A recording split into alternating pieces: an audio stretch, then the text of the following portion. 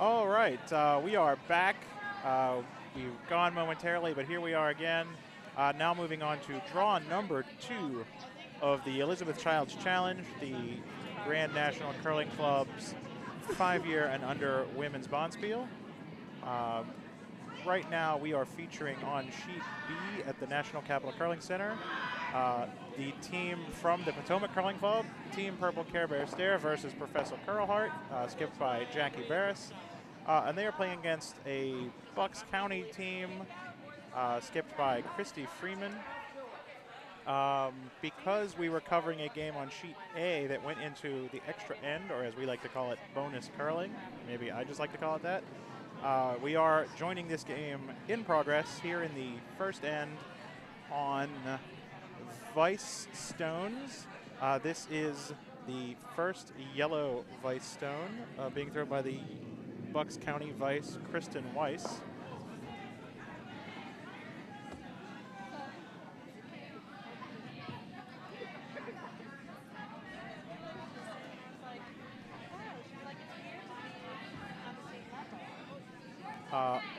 Also in progress, we've got games on sheet C, where we have Top of the House to You, skipped by Erica Snarsky, representing the Potomac Curling Club, playing against Erin Go Curlin from the Jersey Pinelands Club, skipped by Leslie Gray.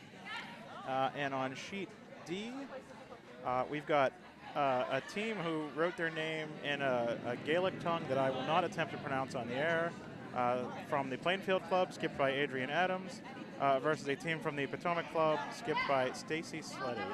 We'll also have a game on sheet A once we can get that one turned over from the previous draw, and that will be the O'Turtles, skipped by Joyce Johnson from the Chesapeake Curling Club, versus the other Team Purple Care Bears team, ran all the words together, Team Purple Care Bear Stare team, skipped by Erin Moyer, representing the Potomac Curling Club.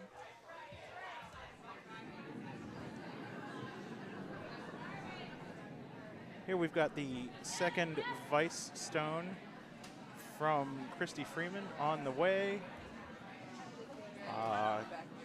Bucks County team currently lying one with guard covering about half of it. And this one is going to settle in, wick off of that guard, and sit in the top 12 foot. And looks like they now might be lying 3. They did a pretty successful split there.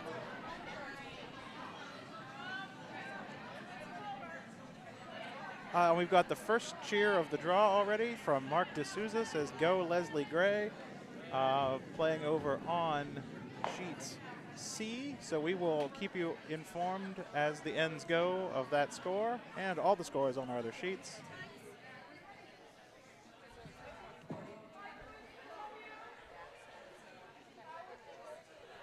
As we get down to Skips Rocks here in our first end of play.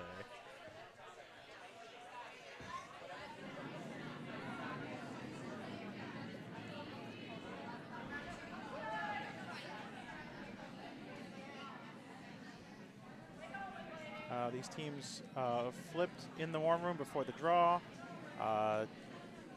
Team Freeman won the toss and, of course, elected to take the hammer. So Jackie Barris here throwing first of the 2 skips.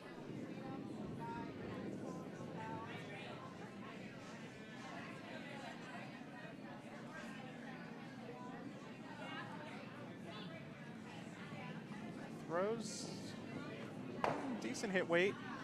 Ticks that yellow out of there. May have been trying for the double.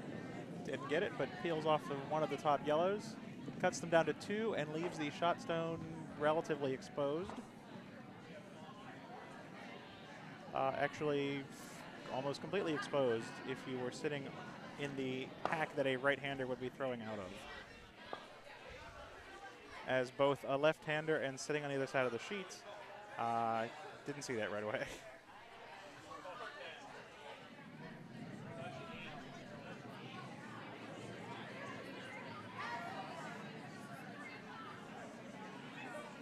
And the game on sheet A is now getting underway. The first stone heading down the sheet now. So they will be almost an end behind, which makes sense because the draw before them went an end long. But they are making up some time already. We had our ice crew out there ready to turn the sheet over. We've also got some cheers. Go Heather Schulke. She is the lead on Team Purple Care Bear Stare versus Professor Curlheart. That is the red team on the game we are featuring on Sheet B. And we've also got a Go Bucks, which would be the opposite team, Team Freeman. So you two can go at it there in the chat.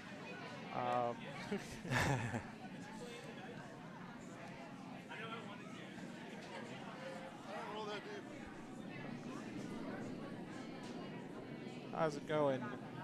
This is Mike Sell commenting from the Potomac Current Club. I've got club member Scott Dalrymple here working the cameras and scoreboard and also providing commentary where available. Hello. And joining me just now is Ben, is it Keem? Keen. Keen. Couldn't remember if it was an M or an N, but you are also with us online. Welcome, Ben. I think you're unmuted. Let me check. You should be. What number is your headset? 3? Now Ben is online. Sorry about that. Hello. We Good could curling. hear him, but Good you curling. couldn't. Good commentating. Curling. Good curling, good commentary, and what a first draw we had. This Elisabeth Childs is off to a great start. We had 4 all pretty tight games. The scores may have separated in a few of them at the very end, but you know, at least through 6, everything was like a 1 or 2 point game. Some teams pulled away in the 7th, some didn't, some went into a 9th end. Hope we have some exciting matches like that all throughout the weekend, and we will be bringing them all to you. This is our last game tonight, but we've got all day tomorrow, all day Saturday. So if you've got friends or family or frenemies or whoever curling in this tournament, we'd love for you to join us. If you don't, we'd love for you to join us anyway, because if you live in the United States, when else are you going to get to watch curling? I mean, ESPN3 just doesn't cut it all the time. Well, there's Curling Night in America now. That is true. Friday nights, late, on NBC Sports Network. That is true. I had forgot about that.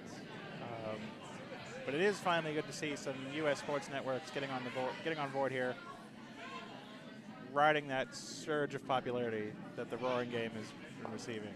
But anyway, this is the hammer here in the first end. Christy Freeman Stone taps that one back and looks to have remained a biter. It looks like it. So I believe that is 3 yellow in the first end. We will see what they put on the scoreboard.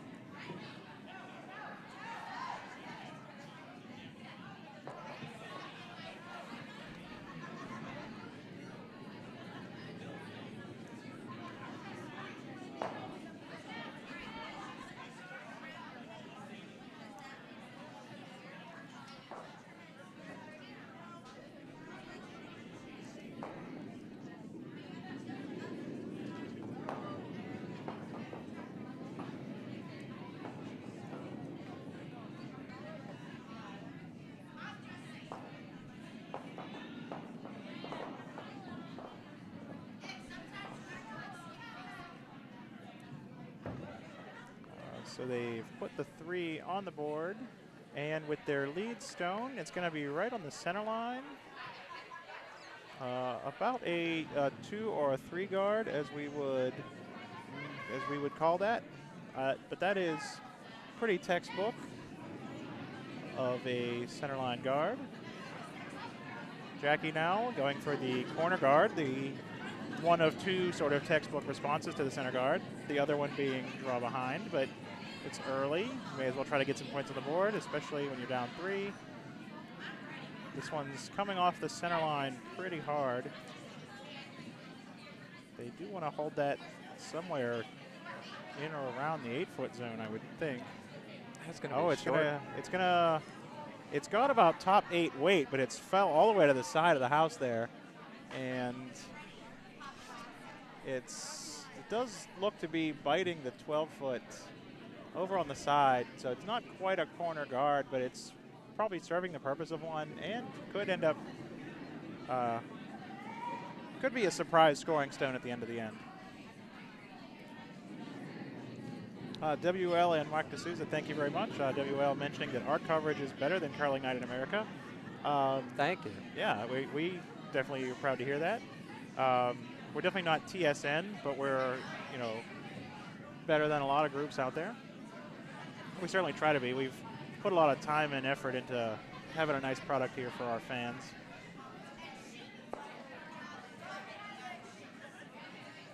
Yellow's second lead stone wicks off of that first guard, nudged it just slightly off the center line.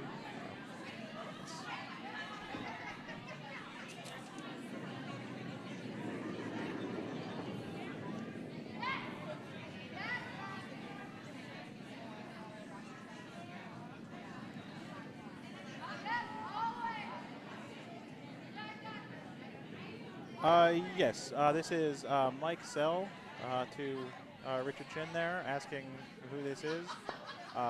Also with Ben Keem. He is currently just assembling the team rosters for all the different sheets and writing down who's which color rocks so we can bring you those scores throughout the game. As and that goes, Scott Dalrymple running cameras.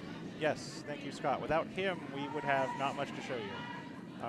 But thanks to the efforts of Ben, I can now use the notes he has written all over these cards in front of me and the scoreboards to tell you that over on sheet D, we have the Potomac Team 6, skipped by Stacy Sleddy. They have scored, I saw it a moment ago, now someone's standing in front of it. It is a 2. So they are up 2-0. And then on sheet C, I see 3 red, which tells me that Team Snarsky, top of the house to you, skipped by Erica Snarsky, are out to a 3-0 lead. That's over the Jersey Pinelands Club, Aaron Go Curlin. Yes. Skipped by Leslie Gray. And over on sheet A, we have not seen a score hung yet. They are about an end behind. They were on the sheets that went into the extra end last draw. So they will be finishing their first momentarily. And Richard asking Ben who? It's Ben Keen. Or is your name tag? Keen. It is Keen? Yeah, okay. just like that. K-E-A-N. Yes. Nito Keen. I think in New Jersey they pronounce it Kane. I had just remember seeing it written before and couldn't remember if it was Keen or Keem. And when you got here, you still had your jacket on, so I couldn't see your name tag. Man of mystery.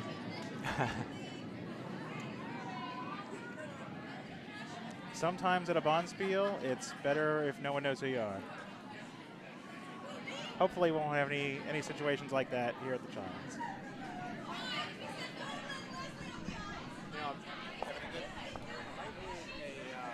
And I'll tell you, Richard, there's one too many E's in both of those spellings.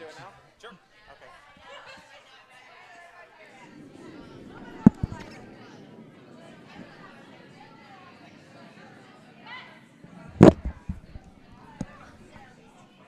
All right. Sorry about the small sound hiccup. That was just Scott taking a short break. And so now operating the cameras for us will be our other webcasting protege or guru, Michael Dobbs. Hello, everybody.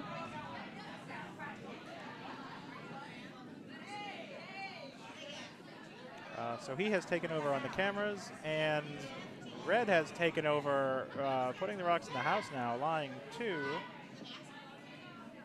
That one, not exactly where they wanted it, I don't think. Jackie looked a little frustrated, but it is behind the one on the top of the house and counting. So while it's maybe not what you wanted, it's not a terrible result.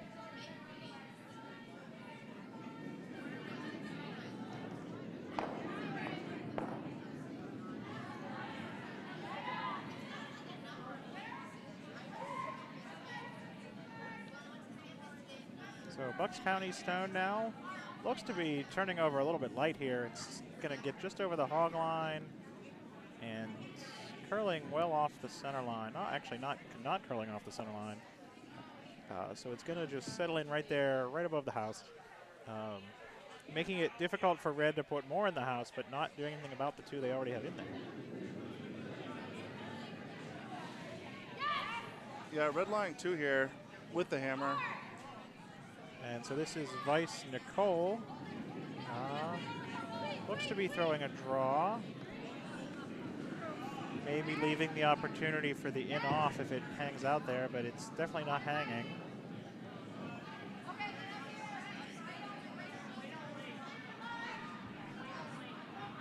That is looking like a pretty nice draw. Falling right back onto the center line and right onto the button. Back button. So now lying 3, all of them pretty well covered. I guess that can be followed down because it went. I don't think that button shot's doing giving them a lot of help though. No, it can definitely be followed. It's in a good spot for now, but it's. If she locks this on, they're gonna have a hard time getting it out. Oh yeah. Looks like it could have the weight. Looks like it's maybe gonna touch. No, it's still got room around the guard. It's around the guard. It looks like it's just tapping now. It's a great Whoa, shot. one great draw matched by another. Fantastic shot. Looks like there's room to punch it out though. We'll see what Jackie decides to go with here. Brandon is asking about Haley Tamburello. Yes, Haley is the lead on Team Purple Care Bears Terror 1, which is throwing the yellow rocks on sheet A. Looks like they are to Skip's rocks now. Last rocks are with Skip's. And we'll get a score hung on that sheet in just a few minutes, I'm sure.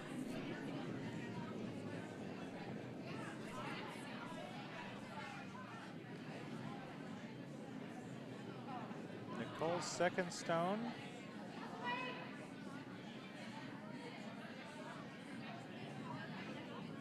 Following the line well. Oh, not quite. Wide. It's not going to make any contact.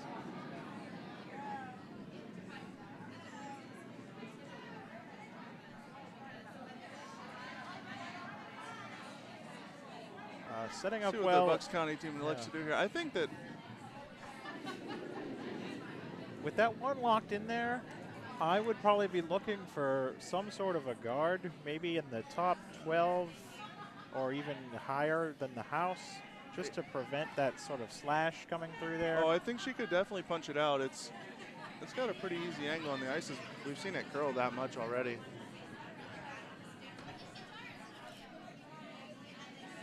Yeah, Bucks County up 3 and now looking to steal with 1 right there, covering the pin.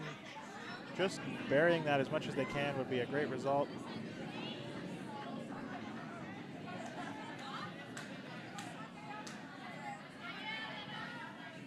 Looks like it's going to start coming back to the center line more than they were hoping.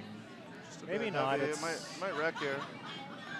It's going to wreck a little bit, but if they can get a roll like that, oh, and then it maybe over-rolled a little bit. Yeah, that's not the result they're looking for, but it's going to line up a pretty easy punch-out for Bears. Yep, the 4-foot zone is just about completely uncovered. So if she just needs to hit this in the right spot, she can punch that yellow out of there, sit in there, and be sitting 5. Even if she has to trade one of the red ones for the yellow, that's more than a fair trade at the moment. She does have to worry about what's going to happen. What's going to happen with Christy Freeman's last rock, though. She gives Christy too much of an opportunity to come back down. She could lock on to that back button shot and sit shot. Oh yeah, even with all those rocks there, Jackie's still at risk of getting forced to a single here.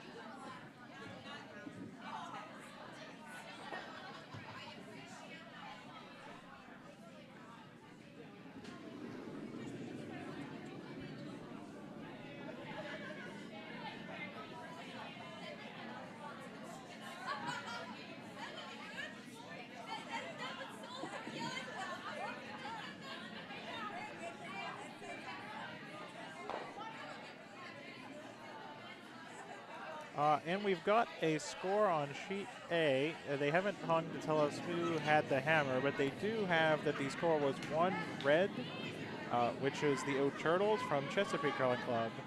So they are up 1-0 after 1.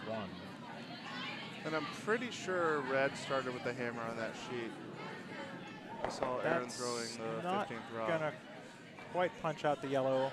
It does move it off of the button, but still shot. So Christy Freeman's gonna have to try to cover that up or do some way to prevent the takeout again, because now there's nothing holding it in the house.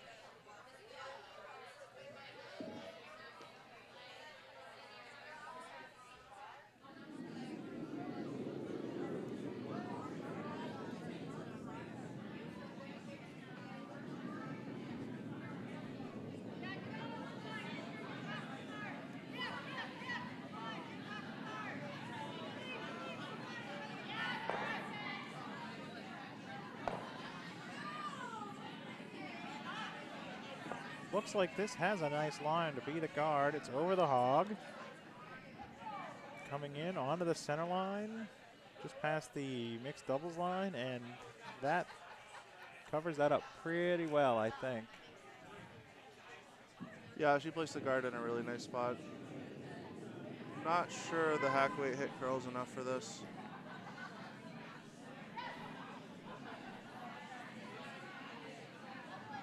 But it looks like that's the ice she's taking.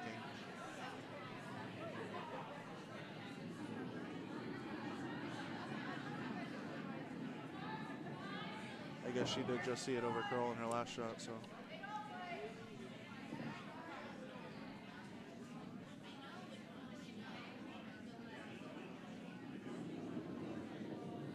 Yeah, it's either the hack weight hit or maybe she's going to come in even softer and just try the draw with backing, but either way, they're on it, out of her hand. Are they around the guard? They're just around the guard. No, they're going to wreck. They are Sorry to move. they're hitting the guard. The guard is going to not do anything of consequence. And that is going to be another one for Christy Freeman from Bucks County.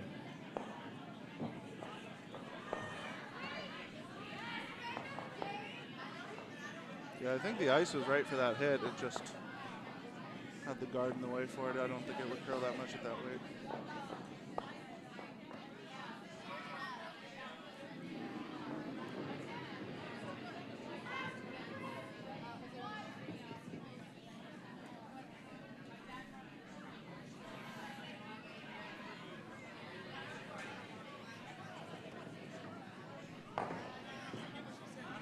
Mike, it's nice to see such a full house here. Oh yeah, we've got a pretty packed warm room from our first draw, and just of volunteers and spectators, which is to be expected as we are hosting the largest Elisabeth Childs Challenge Bonspiel ever, with 31 teams entered this year. The previous record, I believe, was 24, so we just blew that one right out of the water. It's great to see. Oh, that's amazing. Yeah, it's great to see the women's spiel starting to get close to the turnout that the men's and the mixed are getting, and we can only hope to get bigger from here. Obviously, with some limit. The 56 that were at Broomstones 2 weeks ago was a bit excessive. Some clubs can handle that kind of crowd, but a lot probably cannot. I definitely don't think we could here. Do you feel that the general American awareness of curling is a rising tide right now? I'd like to think so. When the Olympics come around, it's one of the highest rated sports, right up there with with hockey. And now with stuff like we mentioned before, Curling Night in America, bringing it to a sort of mainstream television audience. I think the demand is out there, and I think as more people start to see it, we'll start to see more people try it. It's a great game. I think if you try it, you'll fall in love with it.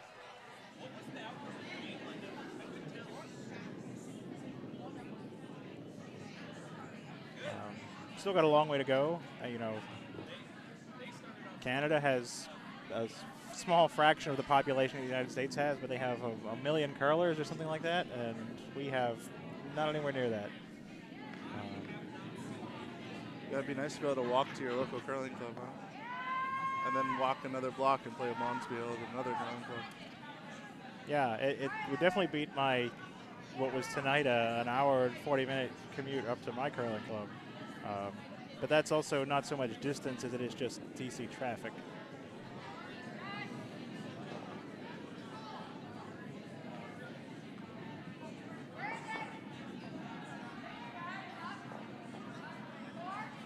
But we've got the second lead stone from Team Purple Care Bear Stare versus Professor Curlheart. My first thought was that it looked maybe a little heavy. I'm not sure that that's true anymore. And obviously it was not, oh, because we're looking at the wrong end of the sheet. And so there it is, not too heavy at all, right in the top of the forefoot, behind the guards. Well-placed draw.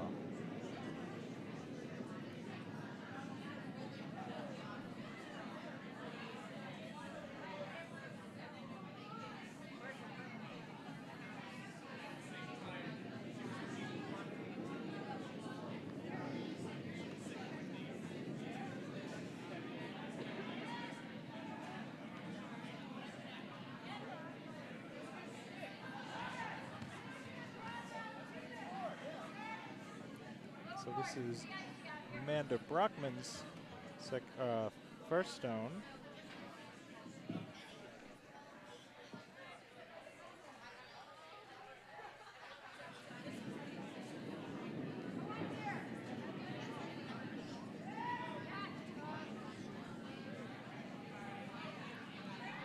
That'll settle in at the top of the 12-foot. Just another guard in the line. So yellow still eventually trying to set up that steal again. The throwing second on the red team is Dana Kaiser. You might recognize that name if you're in the curling world. Her grandfather is the Raymond Kaiser, the namesake of the 5 and under GNCC mixed bonspiel that was held about 4 weeks ago at the Schenectady Curling Club. Patty Coburn says, show a little sheet D. We can. Our cameras are mounted over B. We have the capability to turn them, and so in the event that this game on B ends early, we will do that and turn them over towards another game. And D was the first one requested, so if that game is still going on, we'll do that. Looks like D is into the third end, but I don't think they've hung the score for the second end yet, but we'll get you a scoring update, Patty, as soon as we can on sheet D. And they also have not hung a score on C, I don't believe. Although they are also into the third end. And sheet A, the game that started late, is into what looks like Skips Rocks of the second.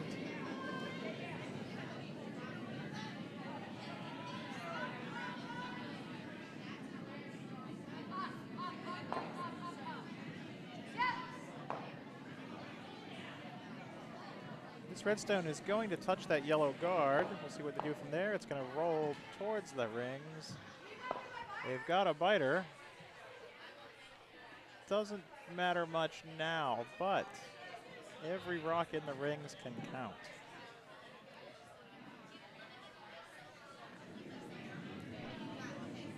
Yeah, get the yellow rock out of the 12 foot's going to be a challenge, though.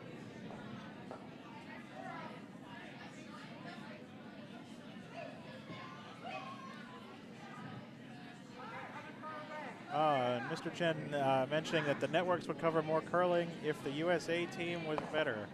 I agree. I've heard similar sentiment from a lot of other people.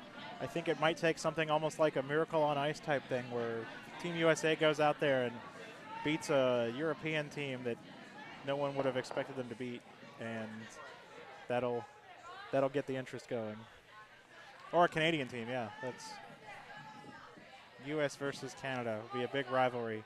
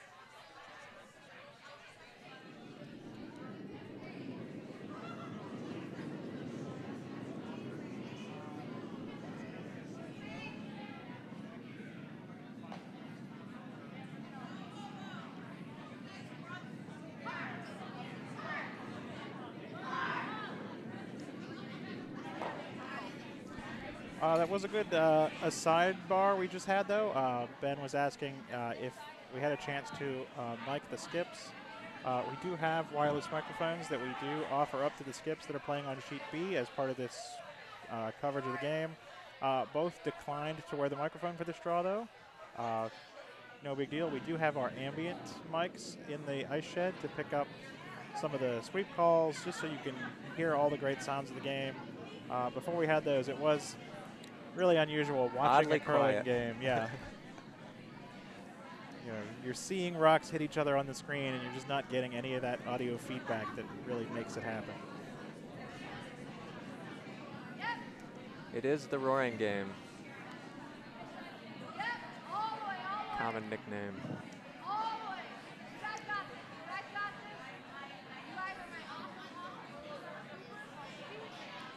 Nicole's draw is going to, I was going to say just squeak by the guard. It doesn't quite squeak by. It does make some contact.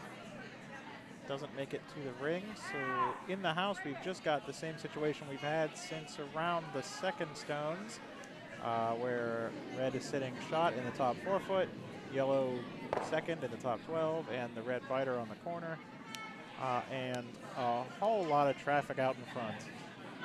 It's looking like my drive here. Just a whole bunch of stuff in a big pile, not going anywhere. Someone needs to come and just push it all to the side.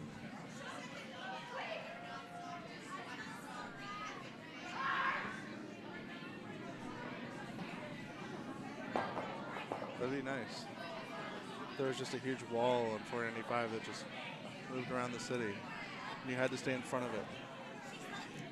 Or if there were just zones where an arm would just swing out from one of the retaining walls and just push everything out of the way. Just, nope, this is reserved for Mike. Yeah, or just anything, just to make a space. I'm sure the automotive industry wouldn't mind. They'd sell a lot of cars. Yeah, they would.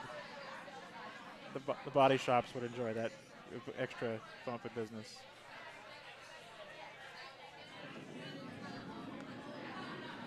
All right, so we're down to Jackie's first stone. Broom is way out on the edge there, so I guess she's going to just try to draw around. Yeah, that's what it looks like. I think it looks like Christy Freeman plugged up Jackie's double raise opportunity in front of the house, so she might still have a raise way out on the wings, but I think this is definitely a good first opportunity. this is The house is all open. With all that traffic in the middle, if she can just tuck this under, any one of those guards, good chance to be lying two. We've seen a couple wreck out here in this end already. And Christy tried to put a couple in over there. Ended up crashing into the center guards. See if Jackie's got enough ice for this. In the first draw, we were seeing things curl off of the center line more than we were seeing towards. Doesn't look like it's as unbalanced in this draw. It's definitely enough ice. She's certainly around it. She's around it. And is she going to get back under at all? This needs a snap now. And It's there it goes. coming under. It's got about just past T-line weight. Back 4. It's not a bad shot. Pretty nice draw. A hair on the heavy side, but I mean, it's going to be a tough shot to follow down. See if Freeman can lock it on here. Putting the broom right back in the same spot, though. Follow it down does look to be the attempt.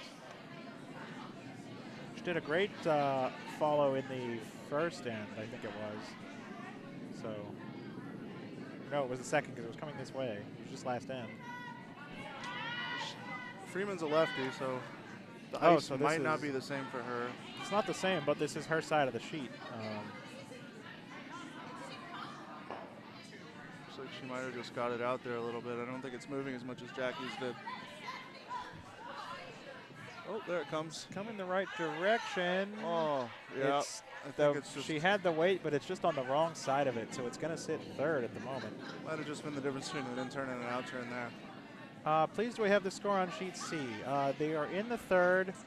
They've just hung the 2, and so it is Team Snarsky is up 3-1. Leslie Gray from Jersey Pinelands scored a 1 in the second.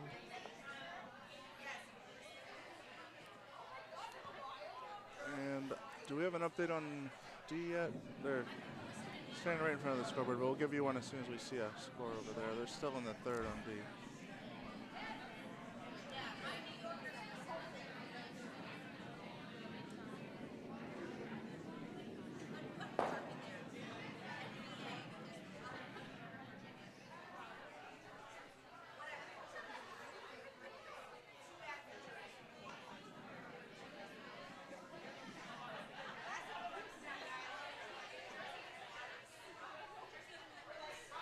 We've got a note of thanks from a participant in the tournament. Their family listened from Ohio, Pennsylvania, New Jersey, New York, and Hawaii. They said to say thanks. Well, we thank them for tuning in. We've got 35 people watching now. We had almost 50, I think, at one point in the first draw. Oh, that's great. 48. Super awesome we can bring this to people so far away. Hawaii. Yeah. Yeah, it's, I mean, perhaps worth noting that there aren't, the GNCC only stretches, you know, up and down the East Coast from, you know, from Florida to Maine, I guess, because there were teams from both of those states in some of the other GNCC Opens. But it is only an Eastern Seaboard thing. So, you know, those people out in Hawaii are dedicated fans. They're not members of any of these clubs or anything like that. So that is a dedicated friend or family member. Especially, well, I guess it's earlier out there, so the time difference isn't too bad. I guess it'd be different if you had family in the UK and it was like 3 in the morning there now. What do we get? 2. 2 red. Yep, Barris cracked the goose egg, and we've got a 2 in the third. Yep, that swings it back down to a 2-point game. Looking for scores on other sheets. Still haven't hung one on D yet. Yeah, still haven't put up their second end score, and they're almost done with the third, so I guess they'll notice then and put them both up. And they're just starting the third on A, being about an end behind because of the previous draw. And so I imagine that when the Vice gets down there, they'll hang that. She just hung on D, so it's the Slutty team now 3. Am I saying that wrong? Slutty. Yeah, Slutty. You said it, yeah. Yeah. Slutty team now hanging 3, and with 3 after 2. And that's over the over the Adrian Adams team, who, in the spirit of the St. Patrick's Day weekend Bonspiel, did write their team name using some sort of Gaelic dialect that I again will not mangle on air because I will do it terribly and would probably offend some people.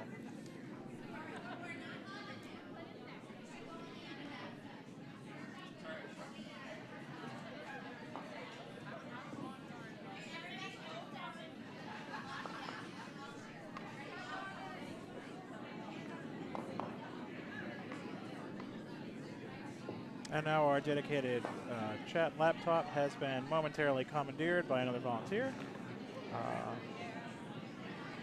So if you are typing to us, stand by. We'll get back to you later.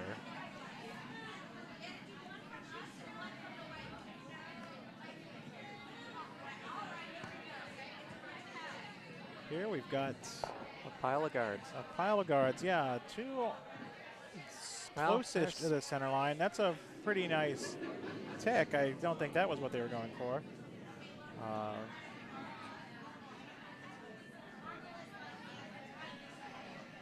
Now yellow putting up the corner guard to go with their newly regained hammer. Red sort of ticking it out to the side, but then leaving up 2 guards that aren't really on the center line but aren't really out on the corner.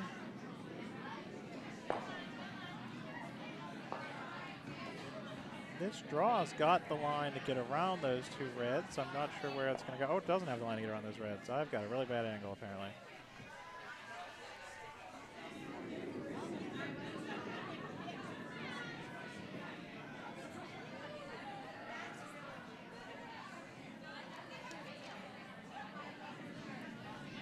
And our screen is back, and we appreciate you guys giving us a little breather there on the chat. No one seems to have said anything.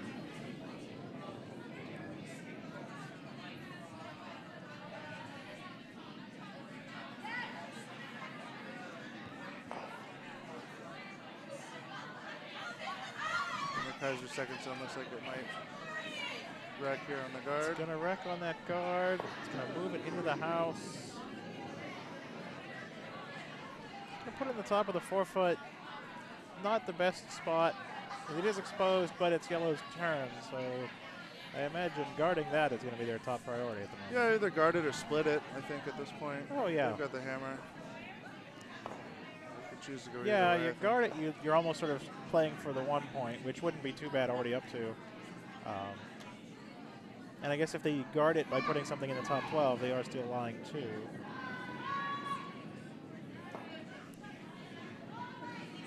Doesn't look like that's getting out to where the broom was, so I think we're going to see this over curl. It looks like it's headed right for the red guard. It is. They're off of it to let it soften up a little bit. It's going to touch the red, maybe move it to the ring, but not a lot. Sit out there. This looks pretty swingy. Yeah, especially compared to the first draw. The first draw, for the first few ends, everything was running pretty straight. So I'm not sure if this is just the teams, we're watching that draw and we're expecting that coming out, or if it's just, swingier than they were expecting. It's just, still reading and measuring the ice in the first few ends. But yeah, that is a good point. Well, the hits are running pretty straight. That one. Yep, that one ran. Too much. It's a really nice hit. Pretty nice Tucks hit. it in Good off roll, the yeah.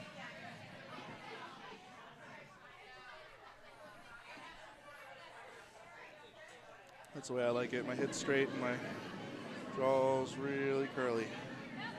Yep, that's what you see in the really high end, the Briar, the Scotties, the World Championships, the specially manicured arenas just for major curling events.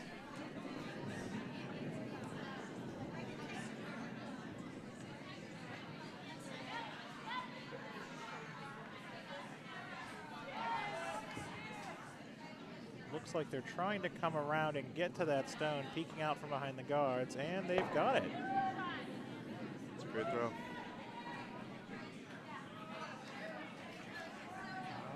Is Jackie going to try to match it now, or is she going to just go for the center now that she's trying to steal? She's going to... Oh, that's what she's asking. Do you want to hit it or draw?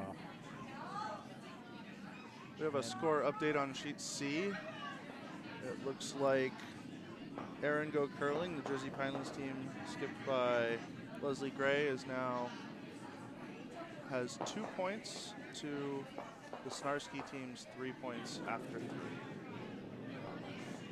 And we've got the update from D. That's Stacy Sleddy's Potomac team has just hung another point to go up 4-0 over the Adams rink from Plainfield. Nicole's draw looks to be heavy. It's over the tee. Christie is sweeping, and it is over the back line. Just got a text shout out from club member Craig Marquardt. Thank you for watching, Craig.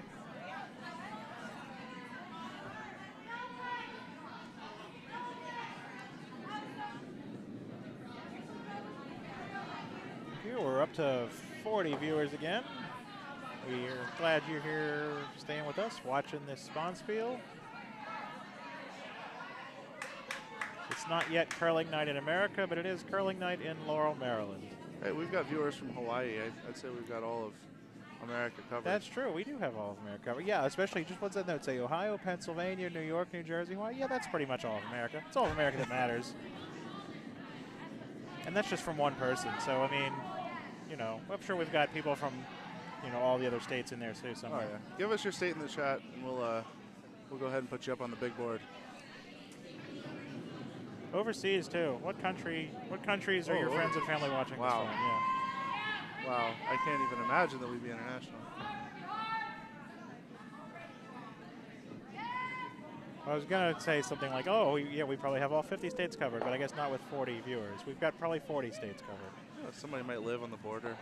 It's just someone out there in 4 corners using their cell phone in 4 different states at the same time.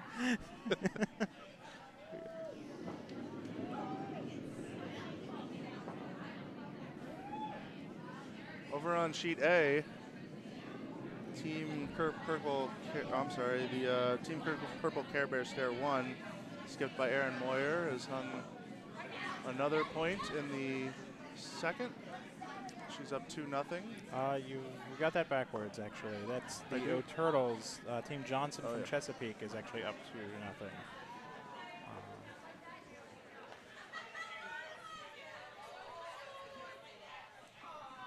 And Bucks County's draw comes up maybe a little lighter than they would have liked, but it's reasonably covered and looks to be biting.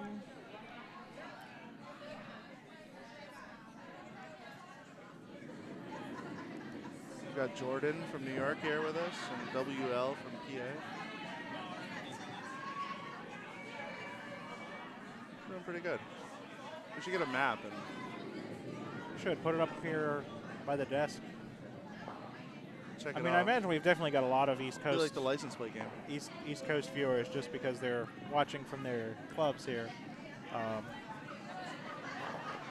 know 2 weeks ago up at Broomstones for the Francis Dykes, the men's version of this Bonspiel, we had teams from Florida all the way up to Maine. We had the whole coast covered. 56 teams.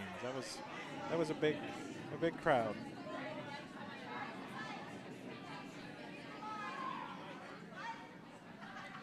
Looks like they're taking the outside line for this hit again.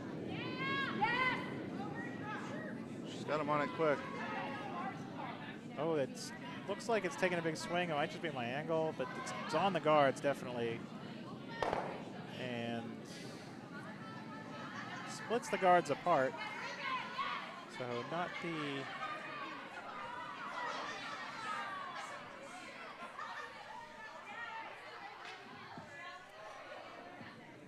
Oh, inhaler.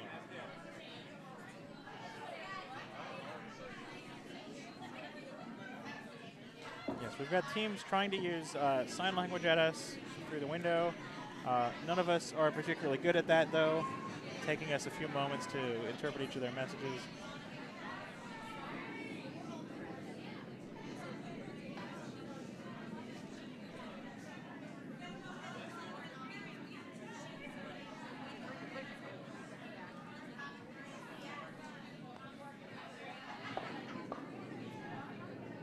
Sandy Barris from Waukesha, Wisconsin. Go Team Purple Care Bear Stair. Yes, we got both of them out there, but presumably you're probably rooting for Jackie Barris. Yes, probably. But I'm sure she's rooting for the whole bunch. Of course.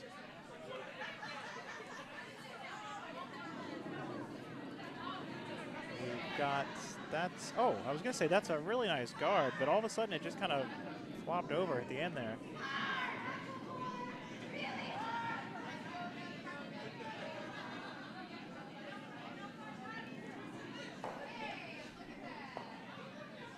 Looks like they would be able to see at least half of that stone.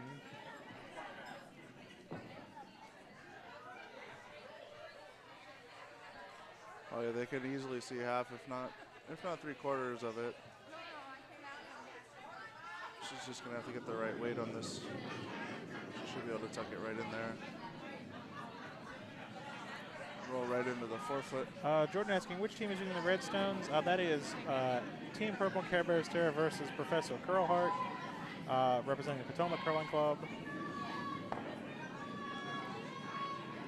And the yellow team is Bucks County, skipped by Christy Freeman.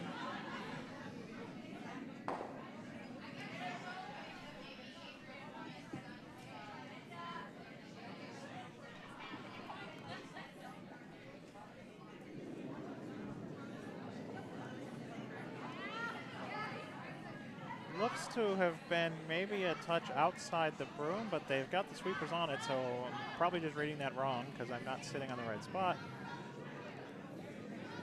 Oh, but they do flash. Overslept that just a little bit. I think the weight was up enough for that one to stay straight the whole time. Yeah, that was pretty good weight. Not super heavy, but good solid hit weight. Just didn't move. Yeah. Might be one of those, maybe it looked like it was inside and then they swept it to pull it out, but then it kept going out on its own as well. Left to them pulling it too far. Not sure if that's what happened, but I know it's a scenario I've been in before.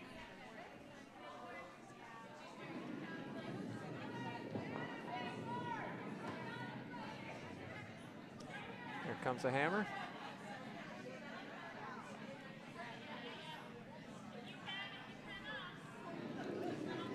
Oh, that's getting way out close to the sideline. It looks like it's just sort of going to fall out over there.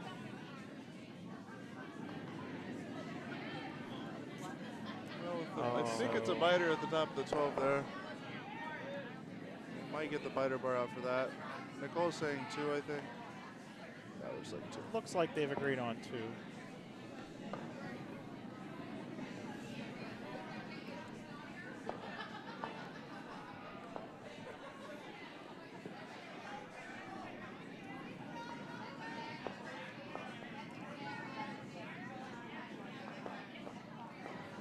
It looks like everyone on the sheet was in agreement that that yellow was in. And so it was just a straight up just draw for 3 that ended up short. But we'll see what they hang on the board, but it looked like they were saying 2.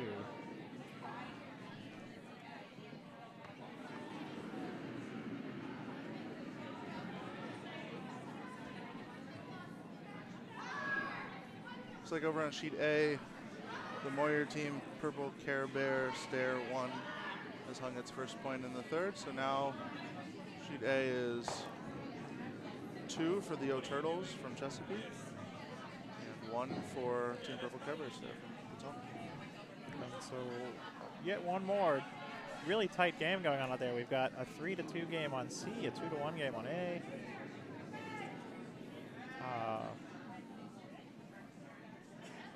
D is still throwing, looks like Vice Stones of the 4th. Oh no, they're halfway through the 5th, I guess. Yeah, because they're coming this way. Yeah, they just haven't hung 4 yet.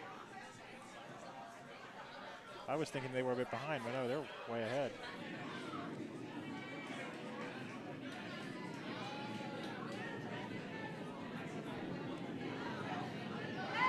Oh, right, yeah, no, they are in the 4th. They are coming this way, right? Math is hard. Let's go curling.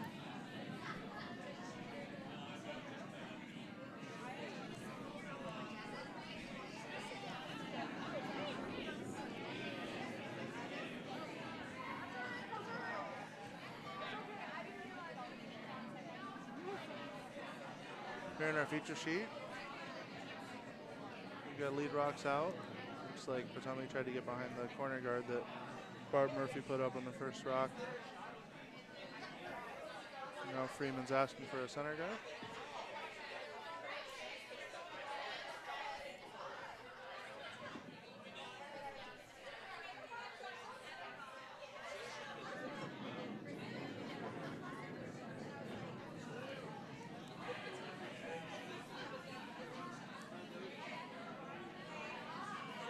Looks like this one's just going to overcurl a little bit and put another corner guard out for yellow.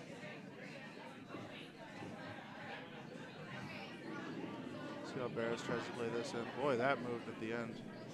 Wow, it just keeps throwing. It either picked something or... I mean, so now the corners are covered. Could be an opportunity now for red to try to hide something. I mean, it's never quite as effective to hide under an opposing stone as your own, but you know, covered is covered, and you know those run backs can be tricky the way the ice is moving. I think 6-2 guarded stones in the house is what they need at this point. About halfway through the game.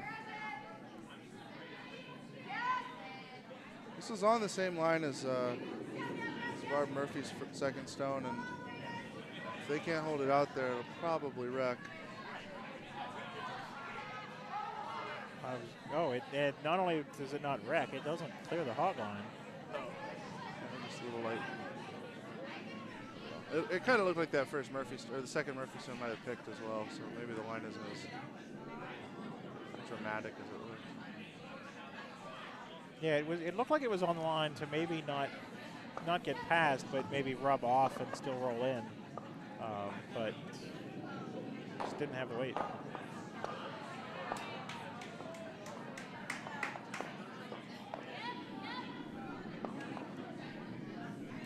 Amanda Brockman expressing disapproval with that shot of her own.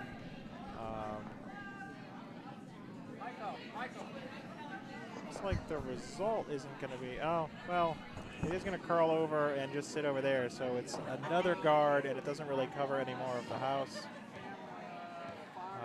Cam. Okay, it's just a dead camera. Yeah, go ahead. We'll be doing it tomorrow morning. All right, so we're getting word that we've got one camera has just decided to take the night off. So of our 4 different views of the sheet, we've lost one, so we're down to 3, but that's still 3 different views of the same game. Should be more than enough to at least keep showing you what's going on in the game. Yeah, we can't get a further close-up than this. We do have the overhead camera.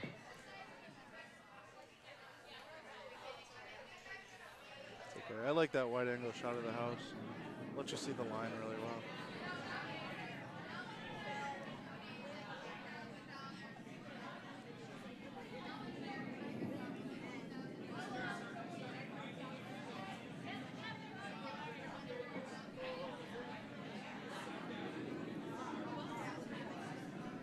Christie now calling for, I'm not sure where she was calling for that, but it's going to end up just being another guard closer to the center line, but still not really a center guard.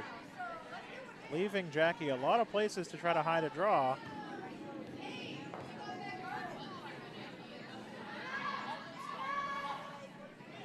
Jada Kaiser's found weight here.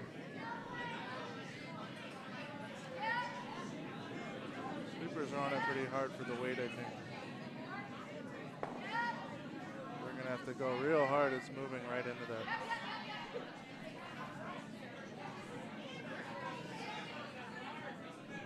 And it was a bit light. Just a bit light. And it did curl a bit, probably maybe just because of how light it was. It does technically raise that yellow into the rings, but it's only about halfway in.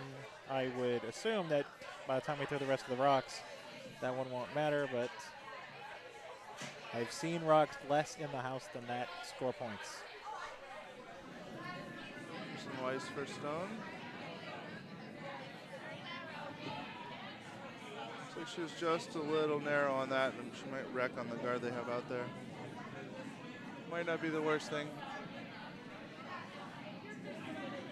Oh, just not enough weight. I wonder if the ice surface has slowed down a little bit. Looks like a lot of the curlers are throwing a little light now. Could be. It could have been maybe just the way it was turned over between draws. Just not getting the speed that we had in the first draw. Yeah, I heard in the first end, I heard them calling 360s as the T-line weight, which is pretty fast for first end here.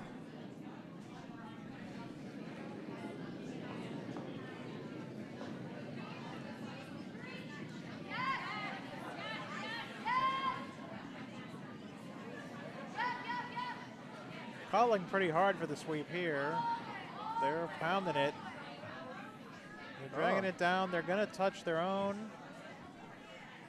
Or is it actually going to get through the port? No, it's going to just be light over there. We get to put another state on the board, Mike. Yeah, hey. We've got a viewer from Arizona Oh, yep. cheering on Aunt Barbara Murphy. Well, they've got a good bit to cheer about, with Aunt Barb being up 6-2. But we're only halfway through the game. It's a lot of rocks to be thrown.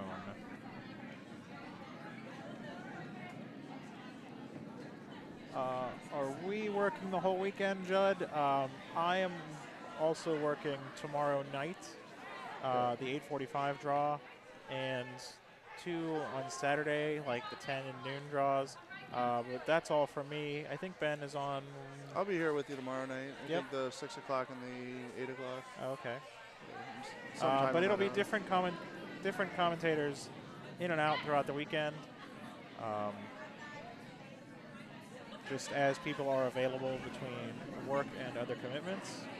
And if you'd like to see the list of commentators, or if you'd like to volunteer to help out here in the spiel, you can go to our website, curldc.org.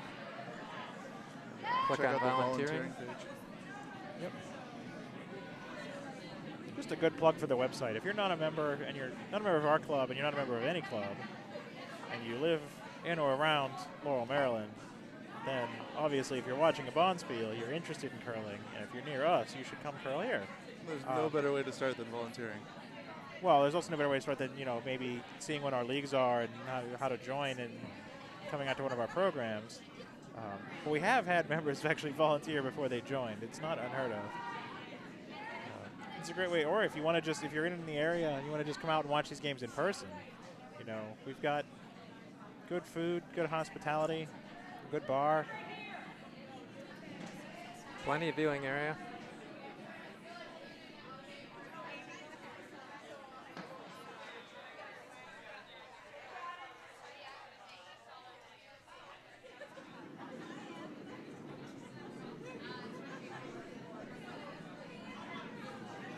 All right, Skips Rocks are out now.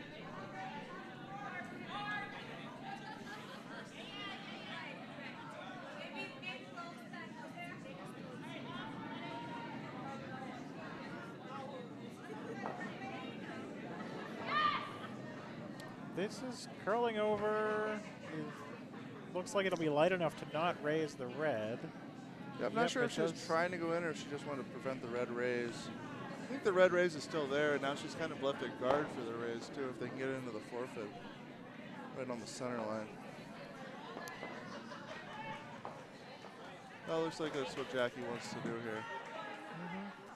And I guess with the draw port there, if you play it with an out turn, you can sort of draw onto that yellow in the top of the 8-foot and almost play it kind of like a hit and roll, except if you play it pretty soft, back house weight, you can just push that out of the way and maybe get yourself back under cover, or just maybe you can sort of corner freeze on it and be closer to the 4-foot. I'm not sure if that was going to work either because you might end up exposed.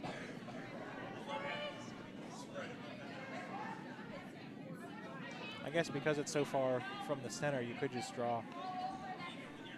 When in doubt, just throw one to the middle. Is Potomac sitting second shot? It looks like they are. I see Bucks County has a rock halfway into the 8-foot, and then it looks like Potomac's got one full 12, and then Bucks has the third one about halfway in the 12.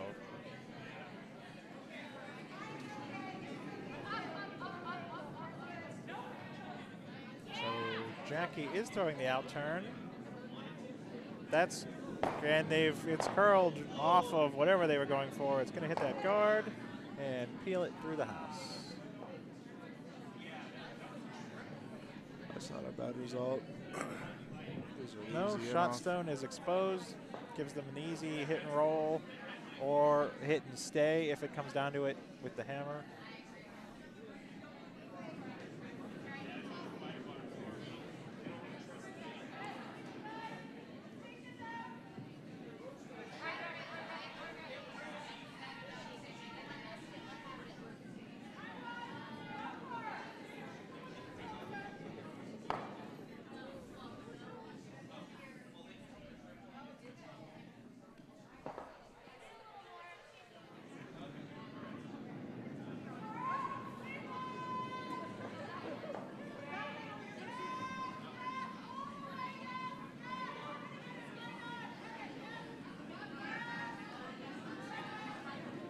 So this will be Christie's last turn to the end. Just trying to cover up that point she's got now, prevent Jackie from being able to get the 2.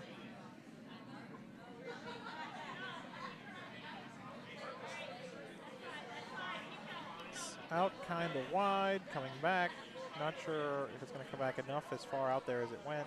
Oh, they move a lot at the end. That's a great guard. Oh, wow, yeah. It's really nice weight on that.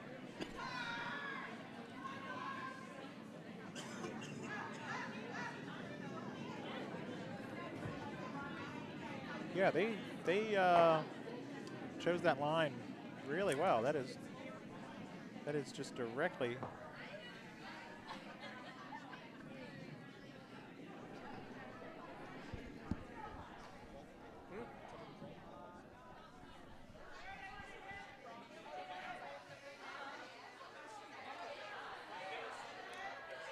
So now Potomac, last rock, sitting second shot.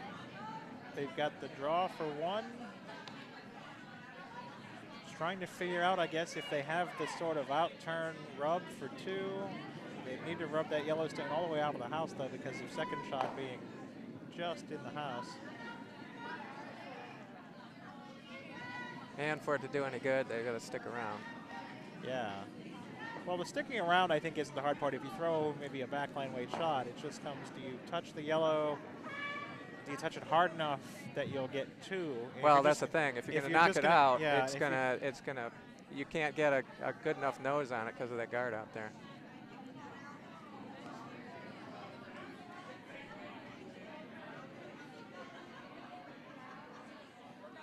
Yeah, and if you're going to throw something that's only going to get you one, you may as well just draw. Are they trying a double on the guard and? She's way out in front of the house. I mean, it's holding the broom. Yeah, she's targeting that guard. She is. But if you double those out, you're still only getting one. The shooter's not going to be in the house. No, it's not. It's not going to be. I think that's also the same ice for the tap back, though. So.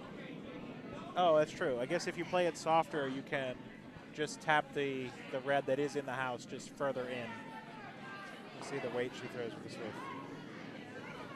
Yeah, that's not double takeout weight, I don't think. So that's. They're going to need to go hard to get around that guard. Well, now they need to get on the other side of the guard. And they might. They're going to go yellow. No, unfortunately. Oh, yellow off of the red. Oh, that's too bad. Oh, no. For a steal of two.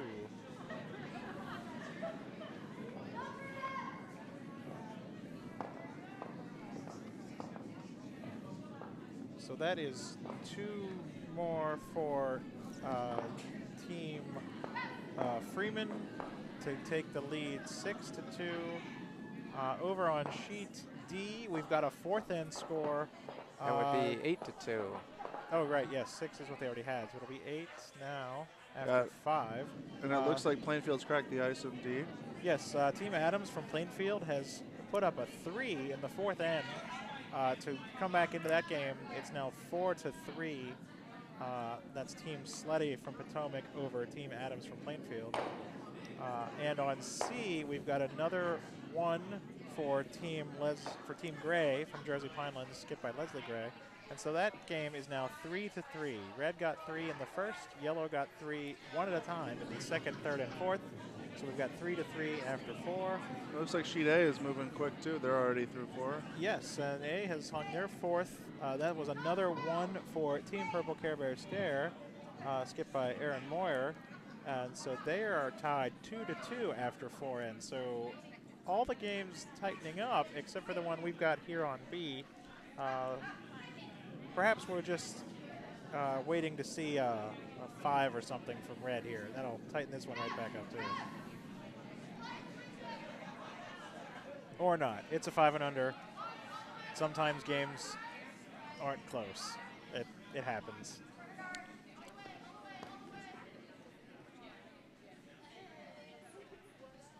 Especially in the opening round. There's a lot of varied experience level. And so sometimes your opening pairing sometimes just isn't fair.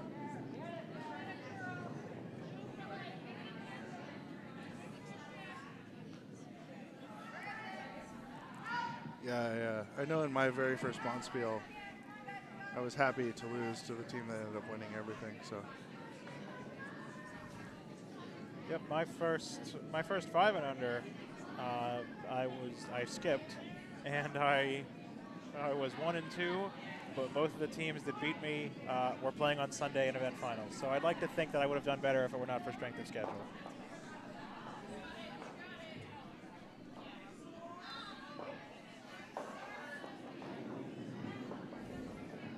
But then my last 5 and under, I also went 1 and 2.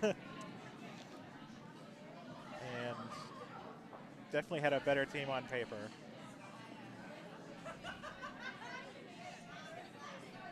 But here in this game, we're seeing the center guard going up. Barb looks happy about that. I'm seeing it on the second try there. You know, the red team putting up the corner guard, and now attempting to draw behind the center guard. Pretty standard opening to the end. Corner guard it's wider than I would like it, but I think that's where a lot of teams do like it. So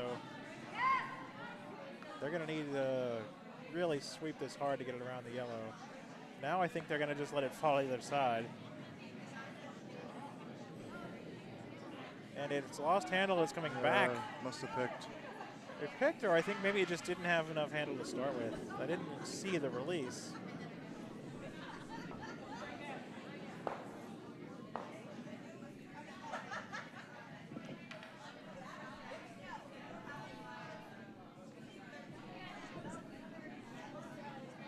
Either way, that's another guard. And now yellow's going to see if they can't take over the center of the house.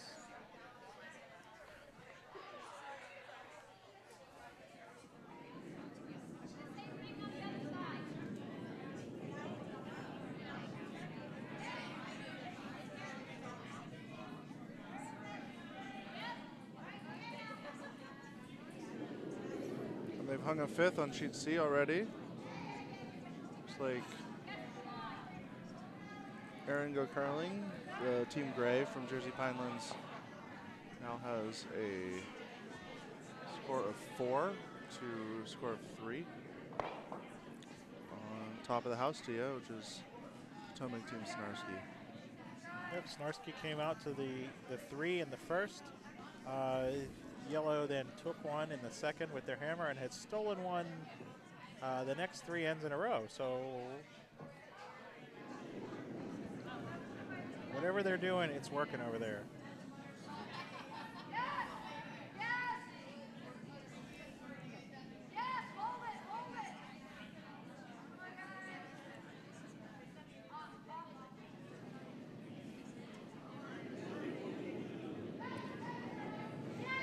And this is going to it's going to have the line to go right between those yellows, but not the weight.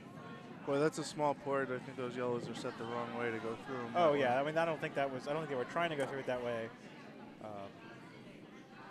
And with the line that was on, I don't think it would have. I think it would have touched that one on the outside.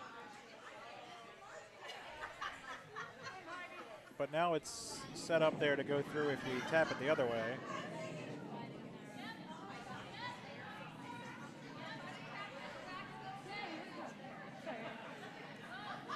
Yellow coming to try to draw around the other side, but I think this might be on the red. No, it is by. It's actually by a good bit. And it is going to rest in the back 8 foot of the house. So following that down seems like a decent follow-up. I think that's what they're doing.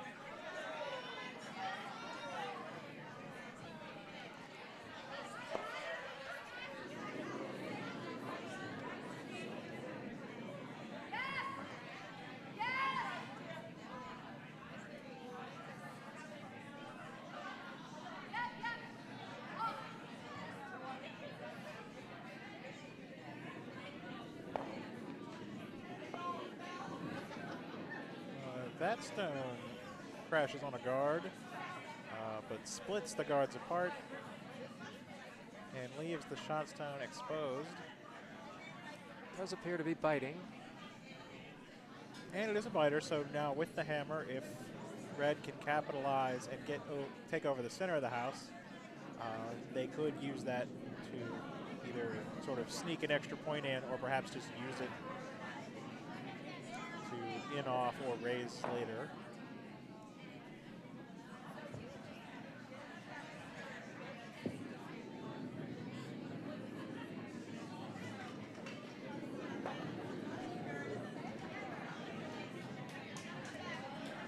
This is going to draw just to the top of the 8-foot, or just barely biting the top of the 8-foot, to lie 2 for yellow, top and bottom of the house, on the center line, maybe slightly offset. That's a good spot to be when you're looking to steal.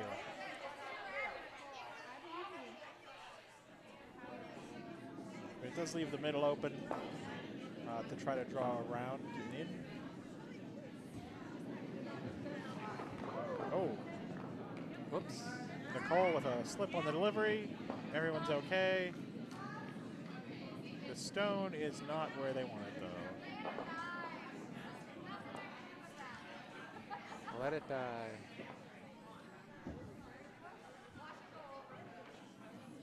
Just over. Yeah, they tried to let it die, but there it is, over the hog line, and it's just going to guard that pile of guards. Any visions they were having of running something back from in there, probably not going to happen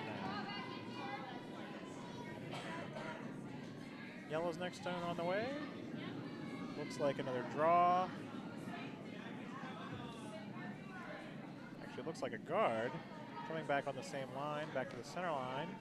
Except I don't think this one is going to clear the hog line. It looked like it had a good amount of weight. Just somewhere around halfway down the sheet, just decided it wasn't going to go.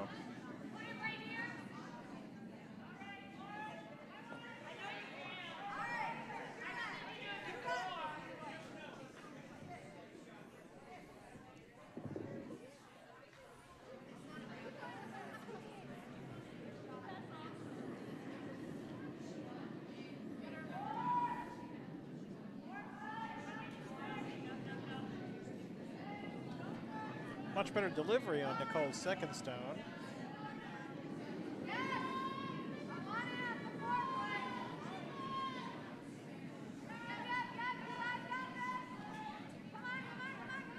It's got about maybe top 8, top 4 weight, but I don't know if they're going to get around that or they're going to rub it. Just barely wrecked. So That was real close. It's enough to sit second shot, but there's nothing protecting them. I think the only thing that helps them is that if yellow were to just hit them, there's a chance for a jam. But since it's not shot, I don't think yellow's even going to bother. I think yellow's just going to put up another guard.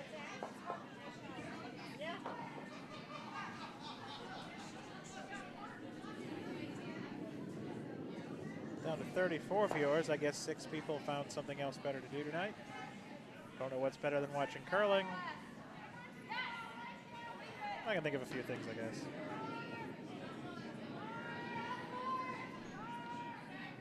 Maybe their internet went out or something. They'll be back.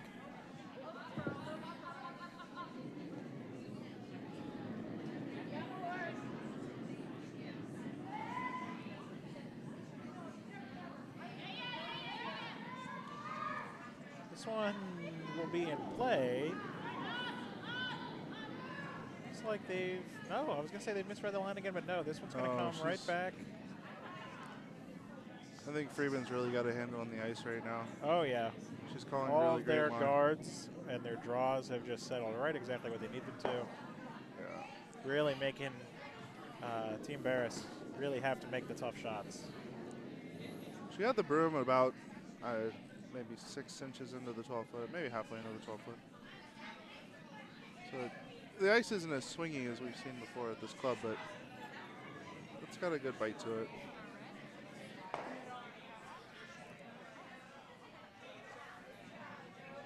We've got a 5th end score on sheet A.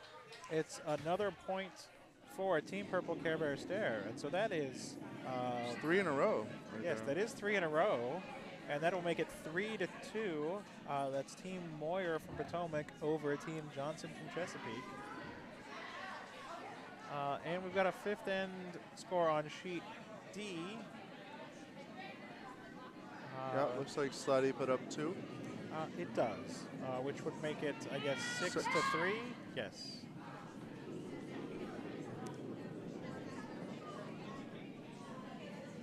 Redstone on the way, coming down the 4-foot line. They're off it to let it break in. Here it comes.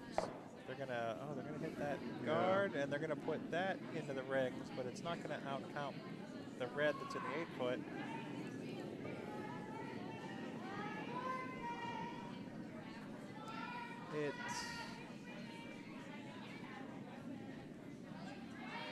Oh, there's just I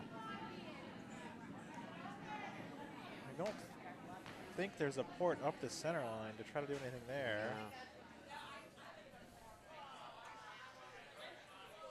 Yeah, well, I guess there's a port you can get through, but it's not any way to make that double or anything. So, not sure what Jackie's plan is going forward in this end.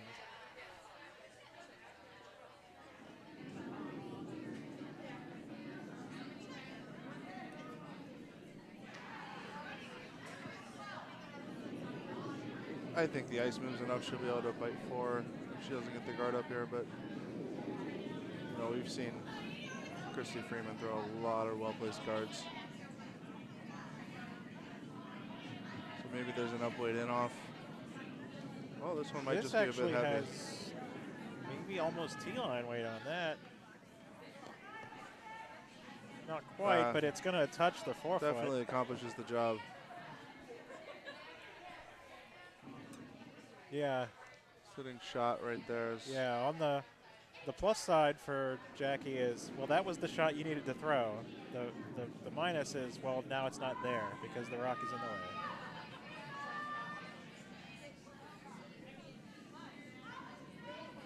I mean, you can see enough of that to take it out, but there's 2 other yellow rocks you got to deal with. There might be an in-off if they hit the rock. There might be a gap big enough to hit the rock on the left side of the 12-foot to make the in-off, but there's not a lot of room for that. So. Oh, the really flat roll to then raise, I guess. Yeah, they'd have to whack it and roll into the 4-foot, right? Okay, I'm thinking if they roll across the top and hit that one that's in the top 8 to nudge that back, but that's an even flatter roll. Yeah, that's a tough roll. I'm not sure they can get behind their own guard there. Yeah, I mean, maybe the triple raise is their easiest shot. And that says a bit about the position you find yourself in when the triple raise is the easiest shot. This is coming in with some weight, but I don't think it's going to hit anything along the way as it goes through the house. And 2 yellow is the score of the 6th, which will make it 10-2. Looks like we've got handshakes here on B. Yes, there they go. There was some speculation. You could see the front ends of teams sort of looking at each other like they kind of wanted to, but it's up to the skips, and then the skips settle it. Ian asking, any chance the 9 a.m. draw will be on the web stream? Every draw will be on the web stream, provided someone is at the table here to take care of it. I would imagine that someone will, but I don't know for certain. But the plan is for every draw to be covered. What looks like, did we say we're going to go to D? Yeah, I think D was the first one requested. What do we think? A and C are the easiest views, but if That's someone right. wants to watch D, I'd rather cover something someone wants to watch.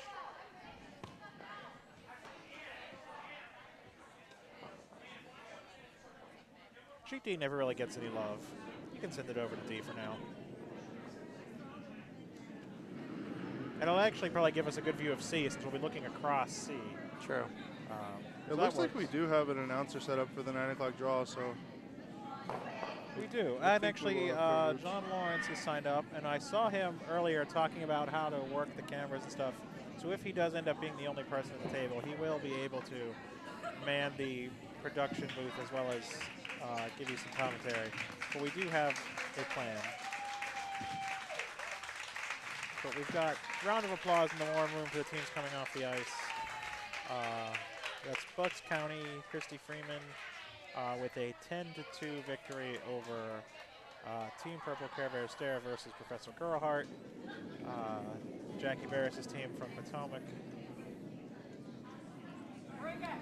So we've moved our cameras over to I the... think we're on A or A.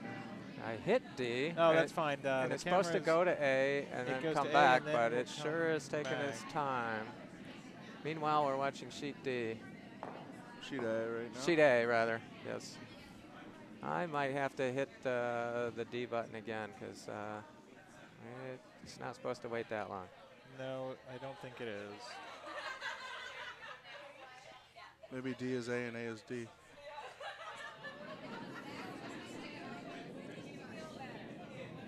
That could be too. I guess maybe it's worth checking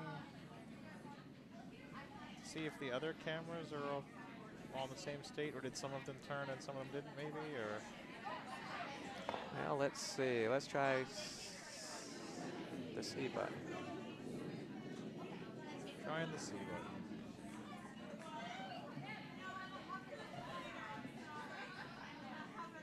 Well,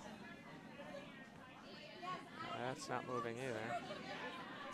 I know that A is A. We already used A. Yeah, we're on in A, the first draw. and now we can't get them We to can't move, get but we can't get them to move. so I guess sheet A is the sheet we're going to cover for the time being.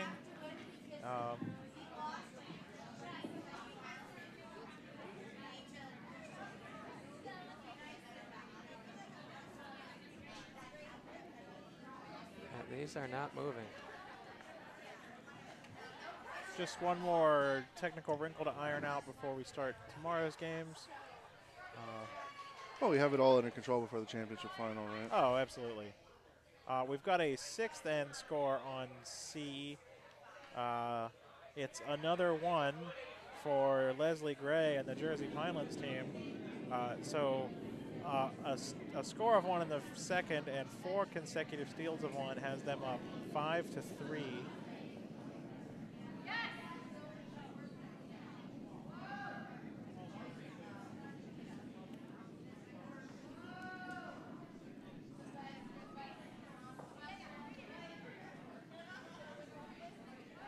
They're still playing the 6th on D, and you're looking at sheet A as we're on the, looks like the last vice stone of the 6th.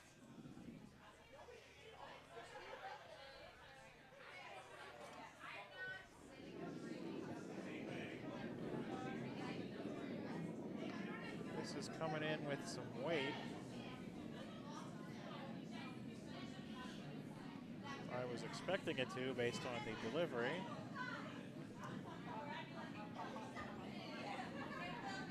It's going to bump there, raise back, and sit on the tee line in the side of the 8-foot. Still going to be that yellow stone on the button as the shot stone.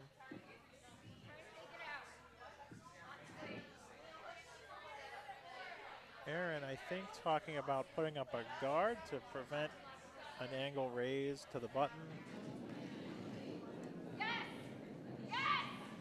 She must think her high guard is preventing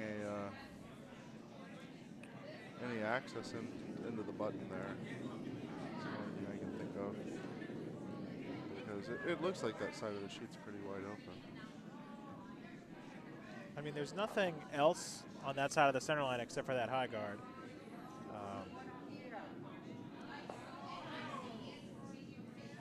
The way it's bending, I would imagine a stone outside that guard could still touch the 4-foot circle at least.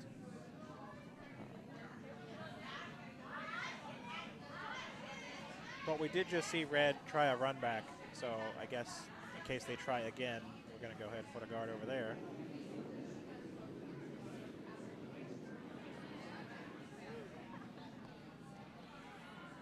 looks a little up.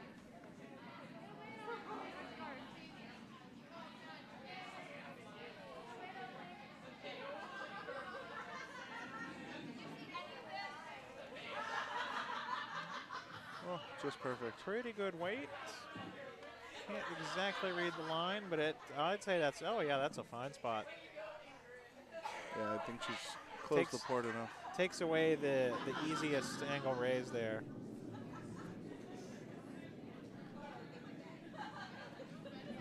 Yeah, there's another raise sort of up the middle that has a port behind it, but that's not going to get you to the rock on the button.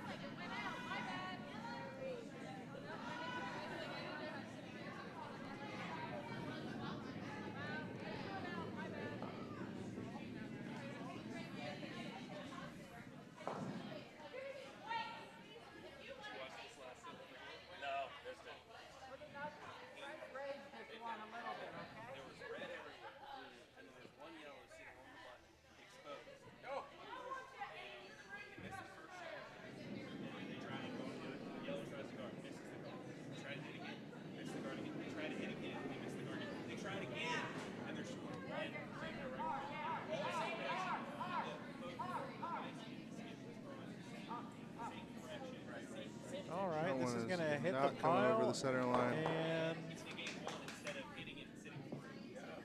I think they'll be able to see the center line now. Should be able to get a hit on the button now. Oh, yeah.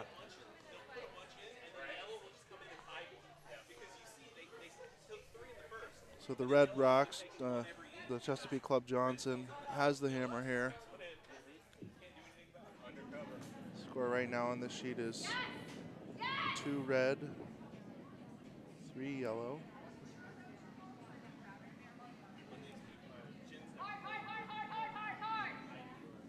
Giving you some bonus curling over here on sheet A. Got a score update on sheet C. Right now the Pinelands team gray. Aaron go curling. He's sitting, has a 5 after 6 against Potomac team Snarsky.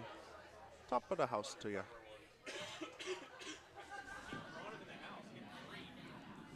And that team is listed as a Potomac team, Team Snarsky. But I believe Erica Snarsky is actually out of a different club. I'm not sure where.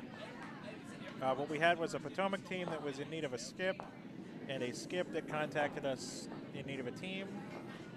And we played matchmaker there.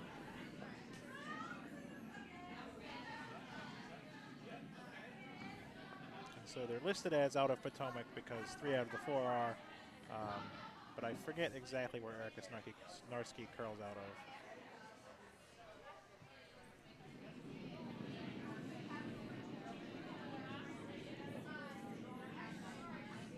So, oh, I saw them throwing a hammer on D.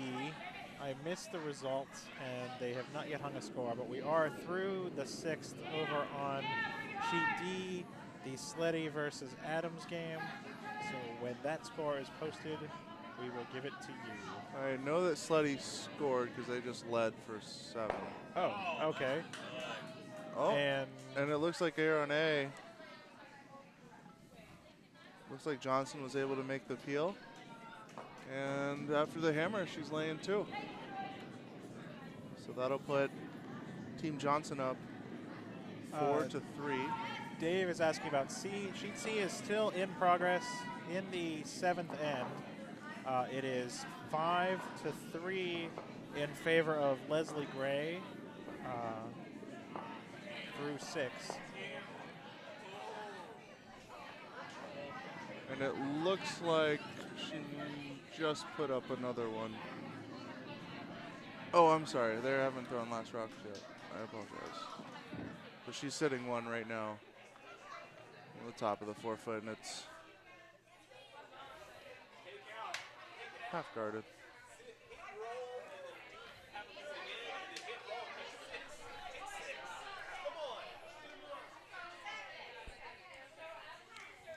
The O'Turtles scoring there in the 6th. didn't catch exactly how many. I think it was at least a 2. 2, I believe. Yeah, they put up It a was 2. a 2. So that'll give them a 4-3 lead through 6. And this might be the last end. I believe all the teams had, well, no, actually, they've got plenty of time because they started an end later than everybody else over on A. And the other teams are all in the 7th, so I think all of these are going to be 8-end games. In order to provide fair competition and get all the games in the allotted periods of time, every team or every match is under a 1 hour and 40-minute time window where when that time runs out, they will finish the end that they are playing and play one more. So for sheets B, C, and D, that meant they had to finish their 6th by around 11:25, which is about now. The clock above my head is about 5 minutes fast. No, my watch is just 5 minutes slow. Okay. 11:30. So the clock above my head is actually correct, and I need to fix my watch.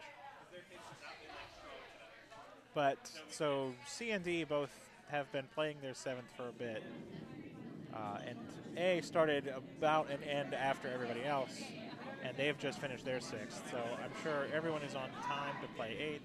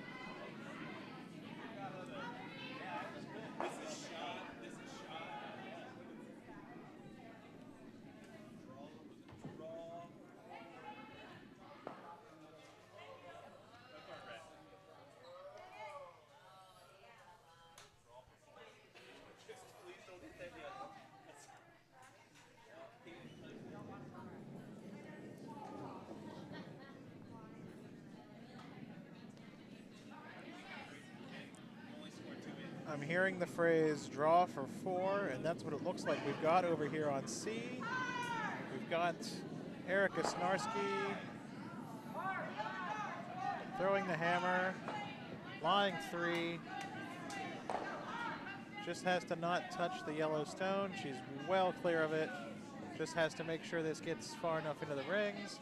And it does. It might be too heavy. Oh, it bumps. No, she's got backing. Oh, there. it She's bumps fine. the backing and sticks. That looks like it's going to be a 4 red, which will make that game 7-5. 7 to 5. So we've seen, yes, JR Sheet C, that's what we're talking about. That is Team Snarsky, Vice Eva Chin, second Jen Martinelli, lead Heidi Groves. Just got a 4 in the 7th. So that game is 7-5 through 7. So Team Leslie Gray will be coming home with the hammer down 2.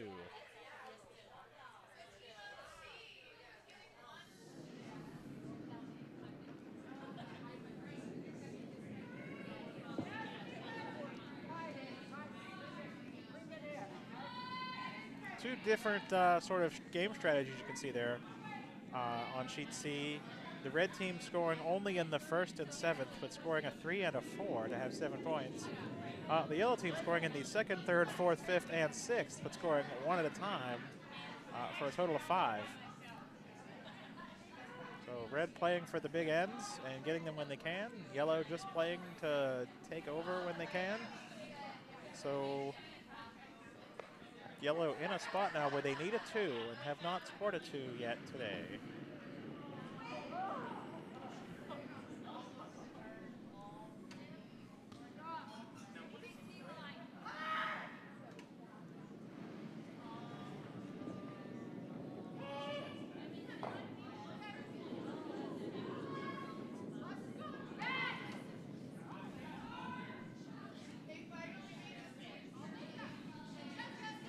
is Stacy Tedesco throwing a draw.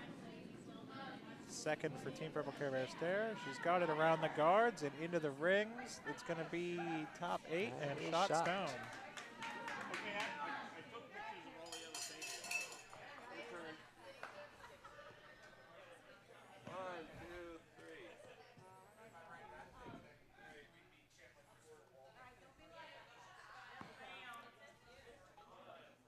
Looking for draw behind.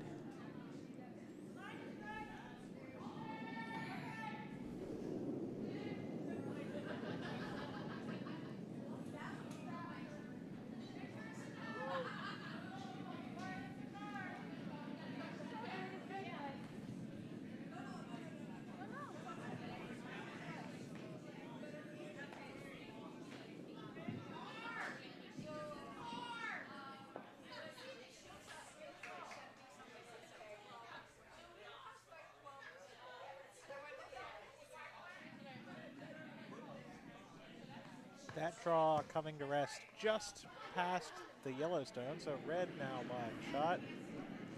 Looks to be exposed. Big weight here from Emily.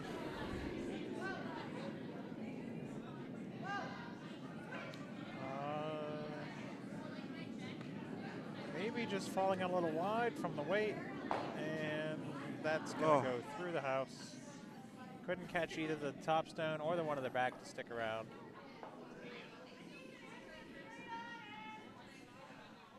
See if Team Johnson will capitalize on the mistake.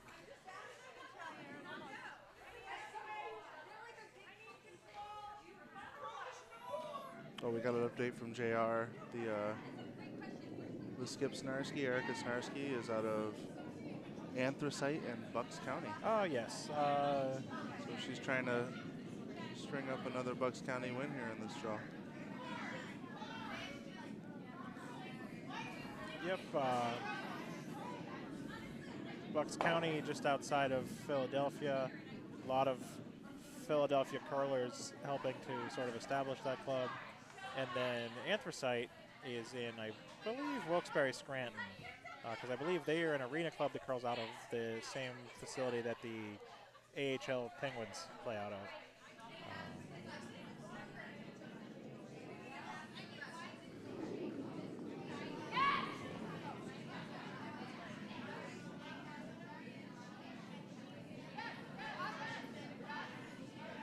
Looks like Emily's changed to the down weight this time. Yep, Emily drawing down the wall side of the sheet here. Oh, it's so nice to see them moving away from the wall. And oh, yeah. Traditionally not doable. That one has the nice movement on it, but ends up a little light. Sits in an okay spot to then tap back to try to get to the 4-foot. But right now, red in control of the house and in control of the end.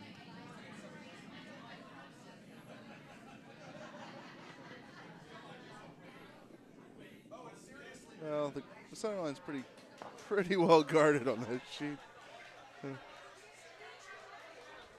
not sure I'd be as comfortable with a center line that guarded with the hammer. Well, it's actually Yellow's hammer. Red scored 2 last did they end, forget and to hang? they have not hung the 6th end score Oh, yet. you're right. So this is the first skip stone of the end from Joyce Johnson.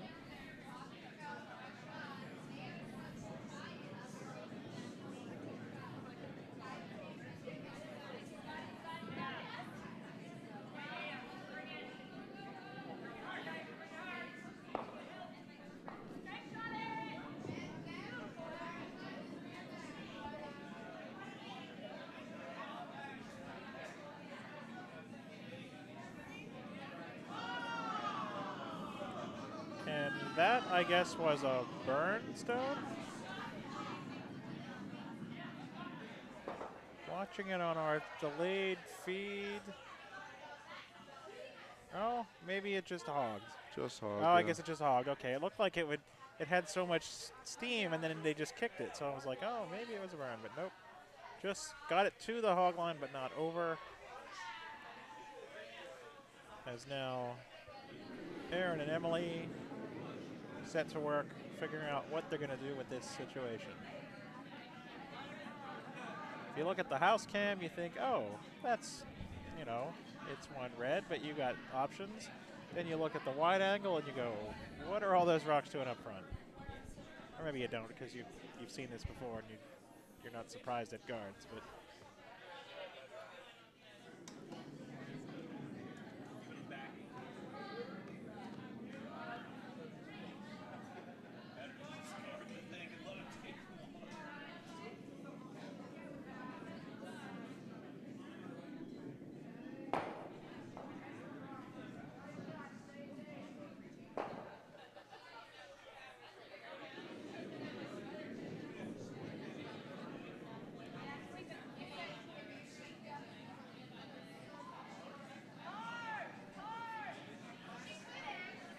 oh, that's all right, Dave. Feel free to plug the Bucks dedication and the inaugural Crooked Billet Bonspiel. Absolutely. I had been thinking about that, was that Bucks was dedicating a facility, but I couldn't remember when, so I didn't want to bring it up and say anything wrong, but we've got it there, dedicating April 1st, inaugural Bonspiel in May. And we're seeing that up and down the GNCC. Clubs that were established as an arena club starting to put up their dedicated facilities. Triangle, I believe, just opened, and Charlotte is opening soon, or perhaps I have that backwards, or perhaps they've both just opened. We've got Bucks County dedicating this spring. Pittsburgh, I know, is moving along in their process of getting a facility. I know they've got land and blueprints and stuff like that. I'm not sure what their timeline is in terms of construction and fundraising. Ooh, that could be 1 and 2. Looks like it on the camera. It's close. I think it's a 1 and 2 for red. If they're exposed, it does leave the double because they're separated enough that a good solid punch will move them both, but I don't know how much you can see of that top one. Looks like that's what Emily's lining up. We saw Emily throw the out turn and it went real straight on her, if not a little negative on her. Yeah, it looks like there's got to be that front rock's got to be pretty well exposed. Just think this might be a little too much ice. We saw this. Yeah, you definitely don't want to hit it on the outside edge. You'd almost rather miss it inside where you still have a chance at moving both stones. If you hit it on the outside, you just jam. And at least you do cut them down to 1, but you definitely want to cross the face of this stone.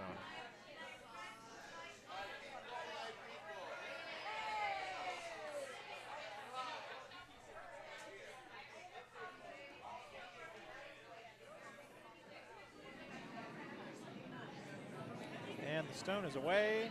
It's got the weight like she's trying to move 2 stones, because she probably is. Looks like it's floating away from the center line on her. Yeah, Sweepers no chase curl it out in there. futility as it flashes. Oh, it ticks the back one. That is going to be at least 1 red, maybe 2. Probably 2. They're taking a look. Looks like 2. Awfully close.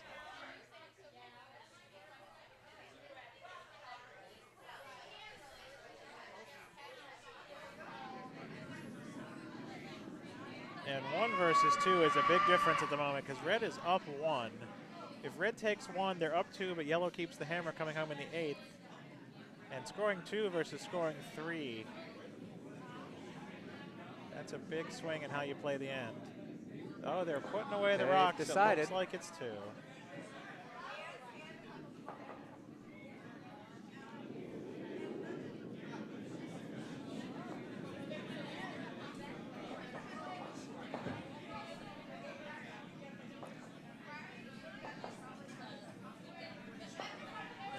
Yes, that is a 2, which makes it 6-3 in favor of Team Johnson, the O Turtles. Out of Chesapeake Curling Club, skipped by Joyce Johnson. Vice Tina Cron, second Stacy Smith, and leads Sandy Frederick. And it looks like we've got handshakes over on D, where Slutty has beaten Adams. Yes, we did. After 7, it is 8 to, I think they had 6. Looks like 8 to 6, and then I think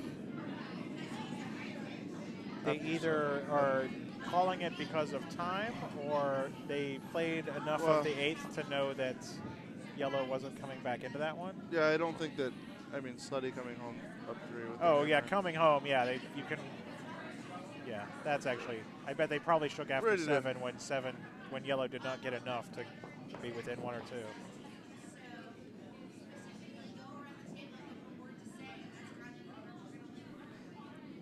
Fine time to hit the broomstacks. So we've got the first skip stone coming from Leslie Gray on sheet C. She is lying 1, down 2. I can't say fucking too close to the mic. Or Dobbs. And this is a nice draw on sheet C. She's going to get under the cover and just get onto the corner of the button. So now Leslie Gray lying 2, which is the 2 she needs to send this into an extra end.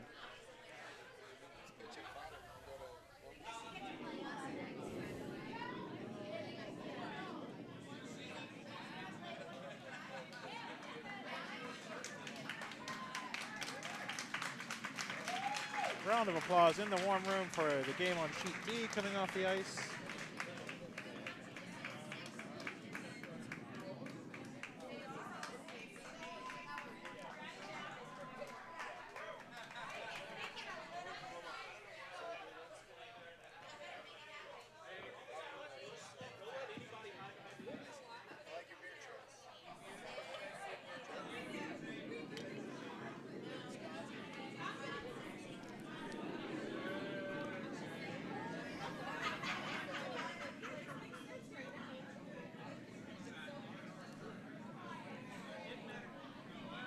Haley's second lead stone on the way on A. I imagine they're surprised they're not trying to just leave this as a corner guard. Maybe they're just trying to get that biter, but nope, that's a good corner guard. You need that when you're trying to get a 3 or a 4. The first one going deep and going into the house, but still being nicely over on the wing. Yeah, I know maybe a biter there is really on sheet A. It's kind of no man's land. So Oh, yeah, I mean, it's putting one in over there is sometimes guarded by itself. Oh, I mean, yeah, there's a, I mean, you don't want it in because it just means then Team Johnson can take it out without having to wait. But you do need rocks in the house, and the pro side miss, I guess, on a guard is just letting it go in. I guess that's the only way to miss a guard. I mean, a guard anywhere is still a guard, but We were down to the hammer on C, where they need to score a 2. they need to score 2, and to they're tie. They sitting need 2. And they're 3 sitting to 2 win. already. They're sitting 2. So if this she is for can the put win. this into the 4-foot, Yes. she looks like she needs to be a little more than biting 4-foot. This is really out wide. This is going to need to take a big swing back. And they're waiting for it. They're waiting for it. It's light. Here it It's not comes, gonna and make they're it. going to pound it, but it's not going to have enough. Looks like we're getting a bonus curling on C. So for the second draw in a row, we have a game going to extras. We apologize that for whatever reason we cannot turn the cameras that direction, but we do have this game here on A that isn't going to an extra yet, but are an end behind because of the extra last draw. So we've got at least, the rest of this end to show you.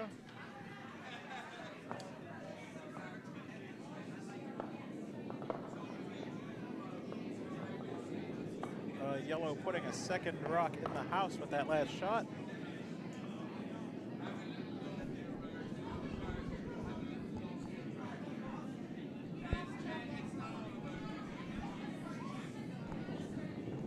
Red looking like they're following it down or just trying to outcount everything. outcount everything they do, sitting just on the side of the 4 foot, or to the side of the 4 foot. They're not in the 4 foot.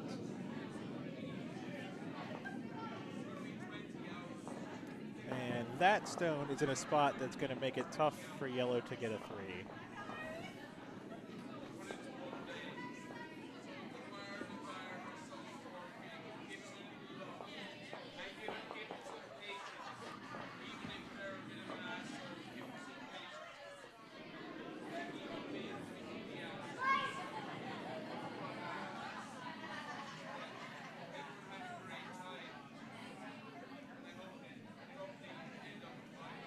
They're holding the line pretty well. It looked like it was, they were worried about the line, but it's not going to touch that guard. Oh, it is going to touch that guard. But it's going to spin into the rings. And for the time being, it's shot.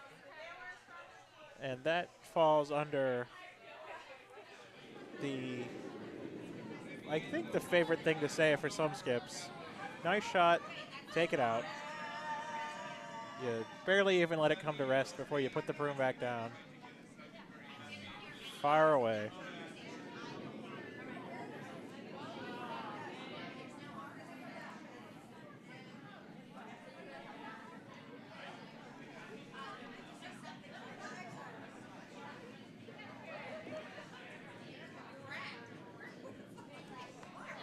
This has all the weight.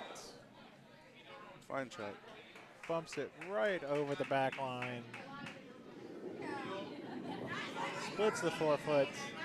Definitely no way to get both of those, because you'd have to hit the top one first, and the top one is buried. Maybe not buried. It's hard to tell from this angle. Actually, it's not anymore because they crashed on the guard last shot.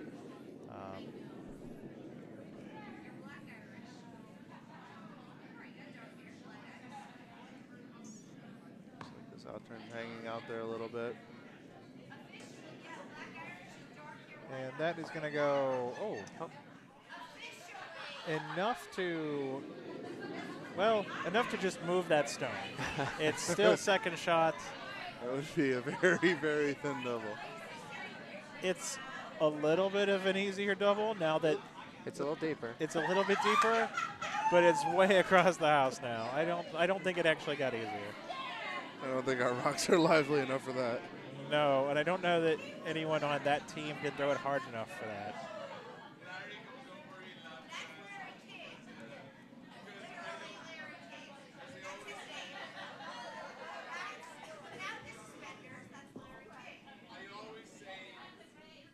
Red's got a center line guard lined up, and there it is. On the center line or just off, in front of the house.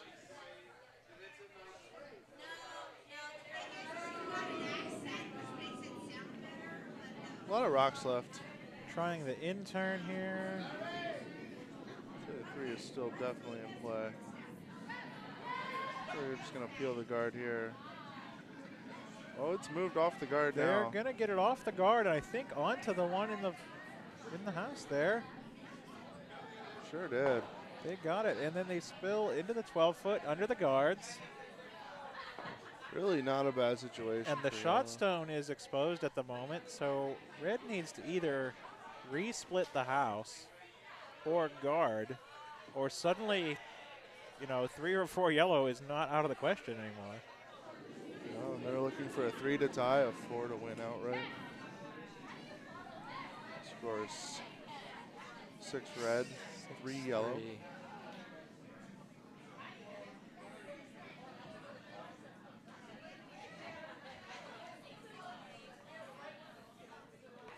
In our extra end on C, we've just gotten through lead stones. We've got a yellow high center guard, a red guard just to our left of it, and a yellow corner guard to the left of those and slightly deeper. Ow, I just stepped on my headset cable. It's wrapped around my leg. For those of you keeping score at home, yellow is the Pinelands Gray team, and red is the Snarsky Potomac team. Yes, thank you. Over on C. For those of you that are rooting for particular players and not just certain colors of stone. I just root for all the yellow teams. Except when I like red.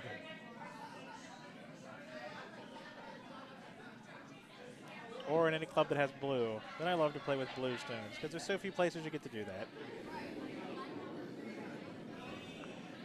At least places I've been, there's not very many. Maybe out in the Midwest, maybe every club has blue. I don't know.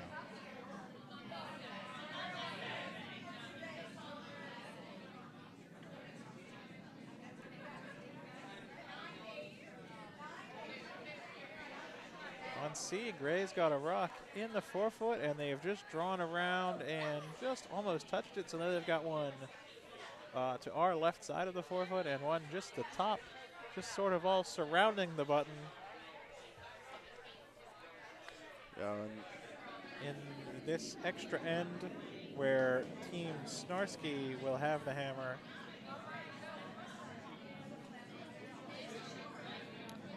Jen Martinelli with a good heavy peel opens that center line back up.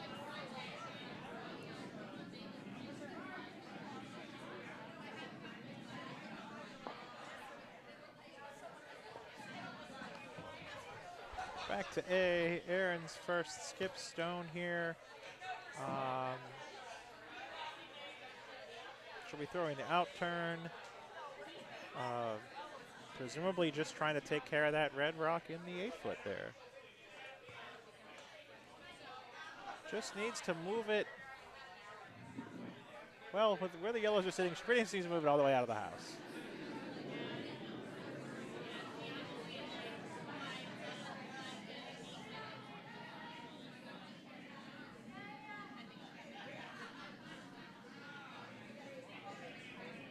I'm not sure that this is going to have the weight to hold the line. no, I think it's moved just a little It's too much. moved a little much. It's going to flop over that way, and it's going to come to rest. That is going to be, I think that's going to be a bad result. I mean, it's shot, and the red one is still exposed, but it gives the red team, Team Johnson, it gives them a little bit of backing. If they freeze onto that, then there's no way for yellow to remove all the reds. They're and certainly playing a hit here, and get though. these 4 points. I mean, if they hit that and roll toward the center line, that'll also take away the double. Basically, the way yellow is sitting enough in the house that if with the hammer they just remove all the reds, they will win the game. And the double is there. It is. Looks like she's going to have the double for the So win. the If she double for If she can she double hits and sticks stick. around, she she's going hits to and have the win. sticks, she'll have the win. And if she hits and spills or removes one of her own, she'll have the tie to send this game into an extra end. She just saw this line. She didn't throw the right weight at it, but she looks like she's going to change to the end turn. Nothing out front to worry about.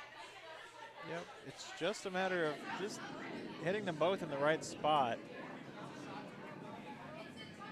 I think I like the, yeah, I guess that is the in turn. It's so awkward being left-handed, everything's backwards.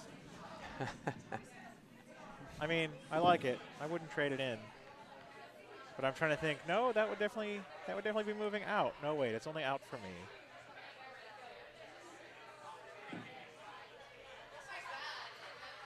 But whether it's the in turn or the out turn,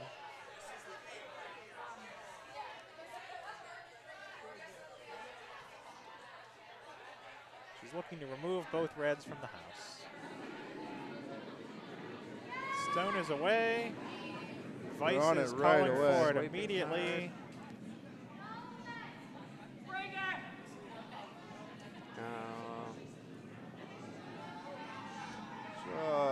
She's got one. Oh, she touches both, but it's not enough. It's going to be one or maybe two yellow, but they're down 3. So that is going to be the game. But all the way down to the last rock, Team Purple Care Bear Stare played a strong one. Hugs for the skip. Handshakes all around. but the O'Turtles from Chesapeake Club will be the team advancing through the A bracket.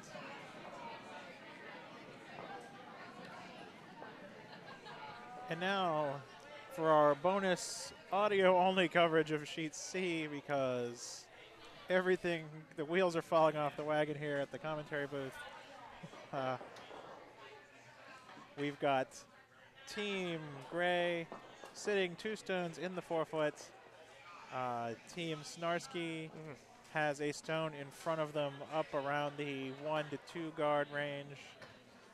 Gray also has a stone up in that range.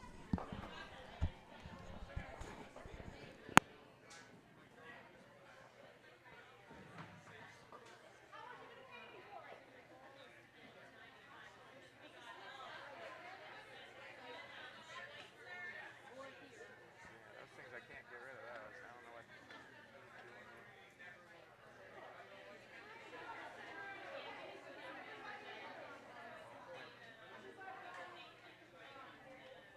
Click on it. No? Yeah, can you like force quit that or something? That's what I'm trying to do.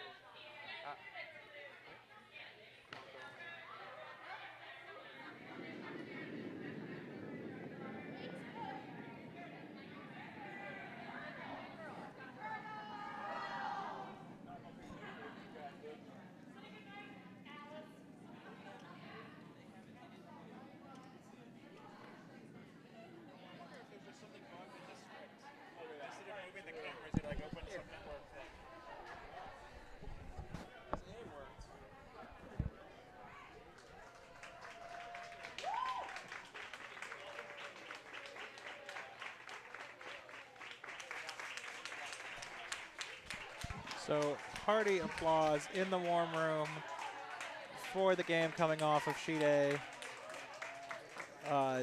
Tough loss for Team Moyer, Team Purple Care Bear Stare. Can we switch back to B? We're trying. We've run into a snag with our script that moves the cameras, and it doesn't want to pivot them anymore.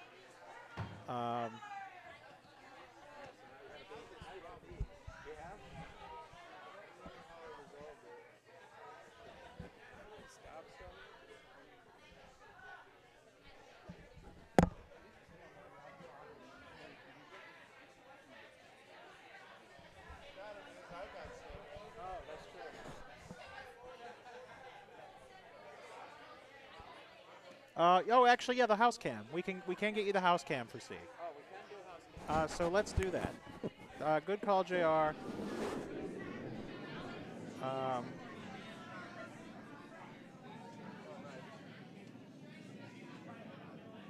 So we've got an overhead view.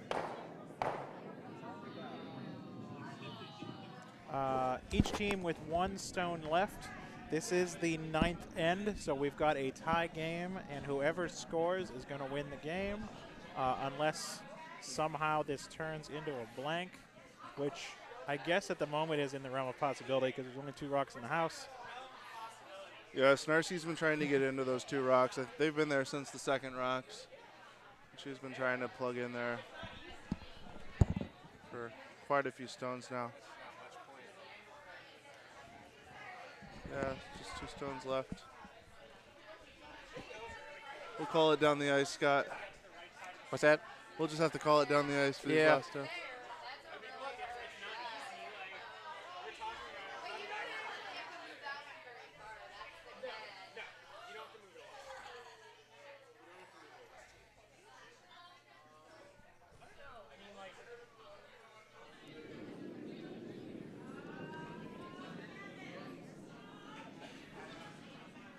Stone is away. It looks to have, I would say, like top house weight. No, like a 2 guard. It's light. It's Which is hog. probably what they want to know. They're It's a blocking the hog. run back, but it's got to get over the hog. And It is not. not. So now this is it. It's There's a- Erica Snarsky's extra end hammer. Here's a run back double. There's the run There's- back double to blank. It's a long run back double. It's a 1 guard sitting maybe 4 feet in from the hog line. And it has an open shot on the double. Yeah. It's Run back double for the blank. very hard to get to that top yellow. If she on the had- run back. Yeah, and I don't know that the line You is could, there though. to hit It's the there, back but- one. You can hit the back one and roll in. You can touch the button and get your one. There's also the draw like we saw. I think it was the shot to win the Briar. Was just draw around everything, touch the button, take your one.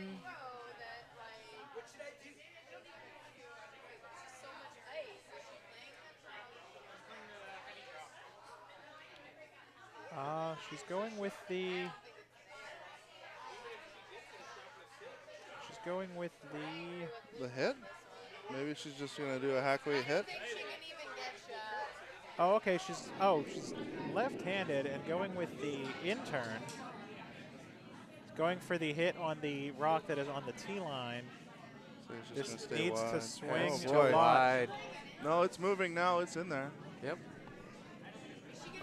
Oh! Oh, she wicks the guard. Oh! Wrecked a little hard on the top stone and moved them to the back four. Boy, if the hit That swept was a just, nice try, though. if the hit swept that, but how do you know that it's going to move like that? Yeah, I mean, it looked like it was super wide. Then all of a sudden it was right there. Yeah.